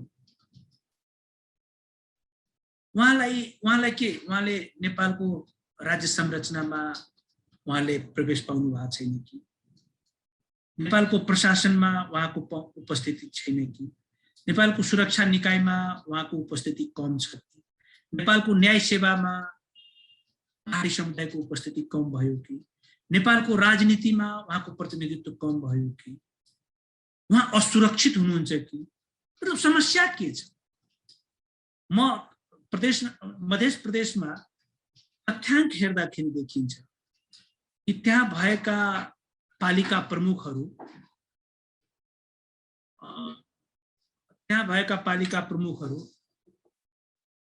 अहिले पनि उहाँहरू चाहिने जति जनसङ्ख्या छ उहाँहरूको त्योभन्दा ओभर रिप्रेजेन्टेसन छ। प्रदेश सभामा उहाँहरूको जति जनसङ्ख्या छ प्रदेशको मध्य प्रदेशमा जति जनसङ्ख्या छ पहाडी समुदायको त्योभन्दा बढी प्रतिनिधित्व छ। आज मतलब उहाँहरूको समस्या प्रशासनमा हेर्नुहोस् तपाईको जति पनि पालिकाको रिसोर्स परिचालन गर्ने सवाल छ मध्य प्रदेशमा 8वटा जिल्ला छ। 8वटा जिल्लाको प्रहरी प्रमुखहरू हेर्नुस्, 8वटा जिल्लाको जिल्ला प्रशासन कार्यालयका कर्मचारीहरू हेर्नुस्, प्रमुखहरू हेर्नुस् हैन। सो यो असुरक्षित छ भन्ने कुरा यो तपाईको पर्सेप्सन हो, यसमा रियालिटी छ। म यो कुरालाई यसलाई यसरी हेर्न म विनम्र आग्रह गर्न चाहन्छु। कसरी इन्सेक्युर भयो? 2072 मा भएको मधेस आन्दोलनमा कुनै ठाउँमा पहाडी समुदायमाथि आक्रमण भएको रेकर्ड थियो र 2072 को अद्भुत एउटा रूप के देखिएको थियो भने कि वीरगञ्ज लगायतका विभिन्न ठाउँका विभिन्न शहरका पहाडी समुदायका साथी दाजुभाइ दिदीबहिनीहरू गएर सामूहिक रूपमा त्यो आन्दोलनलाई समर्थन गरेको हामीले देखेका छौँ हैन। त्यसैले मेरो पोइन्ट के हो भने कि 2063-64 मा मधेसी समुदाय र पहाडी समुदायको बीचमा थोरै भएको तिक्तता, उत्पन्न भएको तिक्तता र विराटनगर, इटहरी, इनरुवा, हरिवन, नवलपुर, ढल्केवर लगायतका निजगढको बाराको निजगढ लगायतका ठाउँहरूमा जुन थोरै जुन झडपहरू भएको थियो, अलिकति हिंसक घटनाहरू हुन पुगेका थिए, त्यो जुन अवस्था थियो मधेसी र पहाडी बीचको सम्बन्ध, त्यसमा अझ व्यापक सुधार भइसकेको छ र त्यसपछि असुरक्षित भएको कुरा जुन आइरहेको छ बारम्बार डिबेटमा, यो यस पछाडिको चाहिँ नि तर्क के हो? मलाई लाग्छ यो गलत तथ्य जसले यसलाई उ गर्न खोज्नु भएको छ। कहीँ पनि सीमान्तकृत हुनु भएको छैन पहाडी समुदाय मधेसमा। मधेसको उच्च जात जुन ब्राह्मण, राजपूत, कायस्थ, भूमिहार उच्च जातको जुन एउटा क्लस्टर छ, कहीँ पनि सीमान्तकृत हुनु भएको छैन। पहाडी समुदाय कहीँ पनि सीमान्तकृत हुनु भएको छैन। मधेसमा यदि सीमान्तकृत र असुरक्षित छन् भने आजको दिनमा दलित समुदाय हुनुहुन्छ, मधेसका दलित, मुस्लिम समुदाय हुनुहुन्छ र मधेसमा जुन नयाँ पोलिटिकल एलिटको इमर्ज हुँदैछ, उपस्थिति बढाउँदैछ, त्यो मधेसको यादव समुदाय र वैश्य समुदाय, यादव जातका मानिसहरू र वैश्य समुदाय अन्तर्गत पर्ने शाह महतो जस्तो जो जातहरू हुनुहुन्छ, उहाँहरू चाहिँ नयाँ पोलिटिकल एलिटको रूपमा इमर्ज हुनुहुन्छ। मधेसमा रहेका पहाडी समुदाय र उच्च जातका मानिसहरू पहिलाको भन्दा उहाँहरू राजनीतिमा कम उपस्थित हुनुहुन्छ। जनसङ्ख्याको आधारमा उहाँहरू अहिले पनि पोलिटिकल एलिट हुनुहुन्छ। उहाँहरूको उपस्थिति बहुत छ, उहाँहरूको कन्ट्रोल बहुत छ नेपालको त्यहाँ प्रदेशको रिसोर्समा, पालिकाको रिसोर्समा र केन्द्रबाट जाने रिसोर्समा, सङ्घीय राज्यको। त्यसैले यसलाई चाहिँ हामी भेगमा नबुझौँ, तथ्याङ्कले कुरा गरौँ, कथ्यमा नजाउँ, तथ्यमा जाउँ, फ्याक्टमा जाउँ, फिक्सनमा होइन। मेरो विनम्र आग्रह छ गुरुजी। यो विद्यालय शिक्षालाई स्थानीय पालिकाले कसरी हेरेका रहेछन्? यो सरले जुन भन्नुभयो नि 10 दिनपछि आएको छु, यो अवलोकनको आधारमा भनिदिनु पर्यो र एकदम छोटोमा, हामी अब टाइम दिँदैछ हाम्रो, हामी 4:30 मा सक्ने हाम्रो 1 घण्टा 30 मिनटको एपिसोड हो यो। मधेस प्रदेश अन्तर्गत पालिकाहरूको काम गर्ने शैलीको बारेमा हामी बडो स्पष्ट हुनुपर्छ र तथ्यपरक हुनुपर्छ। मधेसभित्र मेरो बुझाइमा हामी पटक पटक कुरा गर्ने गर्छौँ, मधेसभित्र 3टा मधेस छ। एउटा राजमार्ग छेउछाउको मधेस, एउटा सीमा छेउछाउको मधेस र एउटा बीचको मधेस। राजमार्ग छेउछाउको मधेसमा तुलनात्मक रूपमा राज्यको उपस्थिति राम्रो, त्यो भनेको स्कुलहरू, कलेजहरू, स्वास्थ्य चौकीहरू, प्रहरी चौकीहरू, सडक संरचनाहरू, यी तुलनात्मक रूपमा मधेसमा राम्रो बनेको ठाउँ हो, एकदम ध्यान दिएर बनाएको ठाउँ जस्तो देखिन्छ। र तुलनात्मक रूपमा मात्रै होइन कि यो फ्याक्ट नै हो कि यो चाहिँ नि मिक्स सोसाइटी छ। पहाडी समुदाय, मधेसी समुदाय र थारूहरूले मधेसमा राख्ने नराख्ने त्यो आफ्नो ठाउँमा डिबेट छ, तर तिनै मधेसभित्रको आदिवासी जनजाति, यताको मधेसको अदर कास्ट ग्रुप र पहाडी समुदायको बसोबास भएको यो क्षेत्र हो। यो छेउछाउको तपाईको पालिकाको काम गर्ने तौर तरिका अरूभन्दा फरक छ, राम्रो छ।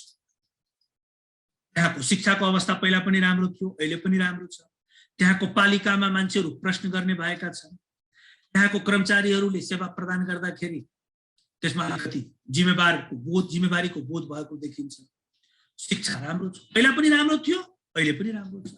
पालिकाको काम गर्ने तौर तरिका राम्रो देखिन्छ, तुलनात्मक रूपमा राम्रो देखिन्छ, त्यसकारण त्यहाँको शिक्षा पनि तुलनात्मक रूपमा राम्रो छ। जति जति तपाईँ दक्षिण जानुहुन्छ मधेसमा, 15 वर्षपछिको यो मधेस विद्रोहको 15 वर्षपछिको कुराहरूलाई हामी यदि हेर्दाखेरि हामी के देख्छौँ भने त्यति जति हामी तल जान्छौँ, समाज मधेसी समुदायको जनघनत्व त्यति त्यति तपाईँ बढेको पाउनुहुन्छ। मिश्रित समाज कम हुँदै गएको तपाईँ पाउनुहुन्छ। लाग्दछ कि राज्यको उपस्थिति पनि एकदम कम हुँदै गएको तपाईँ पाउनुहुन्छ। बाटोघाटोको अवस्था तपाईँ कमजोर हुँदै गएको पाउनुहुन्छ। शिक्षाको र स्वास्थ्यको जुन संस्थाहरू छन्, स्कुल र हेल्थ पोस्टहरू अत्यन्त दारुण अवस्थामा रहेको तपाईँ पाउँदै जानुहुन्छ। तपाईँको सामाजिक जुन कुराहरू छन्, जेन्डर रिलेसन मतलब महिला र पुरुष बीचको सम्बन्ध, तपाईँको विभिन्न जातीय दलित र गैर दलित बीचको सम्बन्ध अरूभन्दा फरक, छुवाछुत बढी कायम रहेको, बालिका शिक्षा कम रहेको, महिलामाथिको विभेद अलिक बढी हुने गरेको, जति जति तपाईँ दक्षिण जाँदै हुनुहुन्छ राज्यको उपस्थिति पनि त्यस्तै कमजोर बढेको तपाईँले देख्नुहुन्छ। अब म तपाईँलाई भन्दैछु कि आजको 5 दिन भयो हामी कुपही रम्पुरा भन्ने गाउँ गएको थियौँ, सप्तरी जिल्लाको जुन छिन्नमस्ता गाउँपालिका अन्तर्गत पर्दछ। हामी मेयरलाई अध्यक्षलाई भेट्न गएका थियौँ। अध्यक्षको गाउँ जाँदाखेरि हाम्रो गाडी ट्र्याक्टरले तान्नु पर्ने भयो। हामी छिन्नमस्ता जुन मन्दिर छ, जहाँ गाउँपालिकाको कार्यालय छ, त्यहाँबाट 200 मिटरको दूरीमा हामी चाहिने 35 जना महिला दिदीबहिनीहरूसँग कुराकानी गर्यौँ। दलित मुस्लिम समुदायको फरक फरक समूहमा हामीले एउटा 15 जनाको एउटा समूहमा कुरा गर्दाखेरि 10 जना जति महिलाहरूलाई सोध्यौँ, तपाईहरूको घरमा शौचालय छ कि छैन? उहाँहरूको घरमा शौचालय रहेनछ भनेपछि यो भनेको बोर्डर सीमा छेउको मधेसको कुरा गर्दैछु, जहाँ त्यो यो त्यही पालिका हो, यो त्यही मन्दिरको छेउको म कुरा गर्दैछु कि 2072 सालमा त्यो मन्दिरमा एउटा ठुलो यज्ञ भएको थियो। म त्यो यज्ञमा गएको थिएँ। मैले त्यहाँको महन्तलाई सोधेको थिएँ कि बाबा यो यज्ञ के हो? उहाँले भन्नुभयो यो विश्व शान्ति महायज्ञ। मैले भने यो यज्ञको खर्च कति लाग्छ? मलाई त्यति बेला उहाँले भन्नुभएको थियो कि 26 करोड इस्टिमेटेड कस्ट हो यसको। आम्दानी नेपाल सरकारले 75 जिल्लामा रथ यात्रा गरेर चन्दा सङ्कलनको लागि एउटा निर्णय भएको थियो, स्वीकृति दिएको थियो। 77 जिल्लाबाट चन्दा सङ्कलन भएर 21 करोड रुपियाँ जम्मा भएर त्यो यज्ञ भएको थियो। मैले त्यो यज्ञको बारेमा डिटेल पुछेँ। उहाँले के भन्नुभएको थियो भने 3500 ब्राह्मण चाहिन्छ यो यज्ञ गर्नलाई। मसँग 2500 जति ब्राह्मण मात्रै उपलब्ध भयो इन्डिया र नेपालको पीठहरूबाट। त्यो एकचोटिमा 100 मानिसहरू यज्ञ गर्नु पर्थ्यो। म तपाईहरुलाई याद दिलाउन चाहन्छु, उल्लेख गर्न चाहन्छु म कि मैले उहाँलाई सोधेँ यो यज्ञले के गर्छ? विश्वमा शान्ति ल्याउँछ। मैले भने यसको इतिहास के छ? उहाँले भन्नुभयो यो तेस्रो पटक हुँदैछ। मेरो अब अलिकति खोजबिन गर्ने बारे मैले 2 पटक कसले गरेको थियो? एक पटक ब्रह्माजी स्वयंले गर्नुभएको थियो, दोस्रो पटक नेहरूजीले गर्नुभएको थियो इन्डिया र पाकिस्तानको युद्ध हुँदाखेरि, विभाजन हुँदाखेरि। तेस्रो पटक हामी गराउँदैछौँ। यो मन्दिरको 200 मिटर पर हामी मुस्लिम बस्तीमा छलफल गर्दाखेरि 50 जना महिलाको बीचमा यदि 14, 13 जना, 12 जना महिलाको घरमा चाहिने हाम्रो डेभलपमेन्ट वार्डमा चाहिँ अल्ट्रा पुअर ग्रुपमा हामी चाहिँ कुराकानी गर्दै थियौँ। 15 जनाको घरमा यदि शौचालय छैन भने त्यो विडम्बना त छ त सीमा क्षेत्रको मधेसमा। त्यसले गर्दाखेरि पालिकाको पनि काम गर्ने तरिका त्यस्तै छ। म चाहिँ नि शिक्षा सबै कुरामा साउदर्न बेल्टको मधेसमा फरक प्रकारले काम गर्नुपर्छ, त्यहाँको समस्यालाई फरक प्रकारले बुझ्ने कोसिस गर्नुपर्छ, त्यहाँको लागि फरक रणनीति बन्नुपर्छ। म यति भन्छु। अब नयमजीको कुरामा अन्तिममा भनौँ। नयमजी तपाईको प्रश्नको बारेमा अरू कसैले बोल्दिदैन है। एकदम व्यवहारिक भएर सोच्नुपर्छ, इमोसनल भएर यो ठुलो ठुलो कुराहरू आन्दोलनको बेलामा नेताहरूले गर्ने, राजनीति गर्ने मान्छेले समग्र मधेस एक प्रदेश भन्ने हैन, मिले तो प्रदेश नहीं तो देश भन्ने हैन, त्यस्तो कुराहरू सबैको समस्या समाधान गर्छु भनेर त्यसरी यो भेगमा कुरा गरेर हुँदैन। तपाईको समुदायसँग समस्या छ, तपाईको समुदायमा नेता पैदा हुनुपर्छ। इस्लगु पैदा भएर तपाईको समस्याको समाधान हुन्छ। राज रजकजी एकजना अध्येता हुनुहुन्छ, उहाँले पनि भन्नुहुन्छ कि यो चम्चाहरू पैदा गर्ने हो के। एउटा खास खालको राजनीति हुन्छ, भोटको राजनीतिमा चम्चा युगमा त्यो भोटको राजनीतिले चम्चा युग निर्माण गर्छ, चम्चा पैदा गर्छ। तपाईँ बोल्न सक्नुपर्छ, तपाईले आफ्नो प्रब्लमको बारेमा, आफ्नो समुदायले सामना गरिराखेको समस्याको बारेमा तपाईँ आर्टिकुलेटिभ हुनुपर्छ, तर्कसङ्गत तरिकाले तपाईँ आफ्नो कुरालाई उठाउनुपर्छ, राख्नुपर्छ हैन।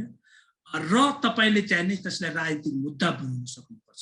जबसम्म राजनीतिक मुद्दा बन्दैन तपाईको समस्या समाधान हुँदैन। तपाईको समस्या यादवले गर्दिदैन, तपाईको समस्या समाधान शाहले गर्दिदैन हैन। इमर्जिङ एलिट कम्युनिटी हो पोलिटिक्समा मध्य प्रदेशमा। तपाईको समस्या कुनै ब्राह्मणले समाधान गर्दिदैन, तपाईको समस्या कुनै पहाडीले समाधान गर्दैन। किनभने मधेसको उच्च जात र मधेसमा रहेको पहाडी समुदायलाई आफ्नै चिन्ता छ, खाइपाई आएको अधिकार र खाइपाई आएको सुखभोगमा कटौती भएको छ। तपाईको समस्या तपाईँ स्वयंले बोल्न सक्नुपर्छ। धन्यवाद।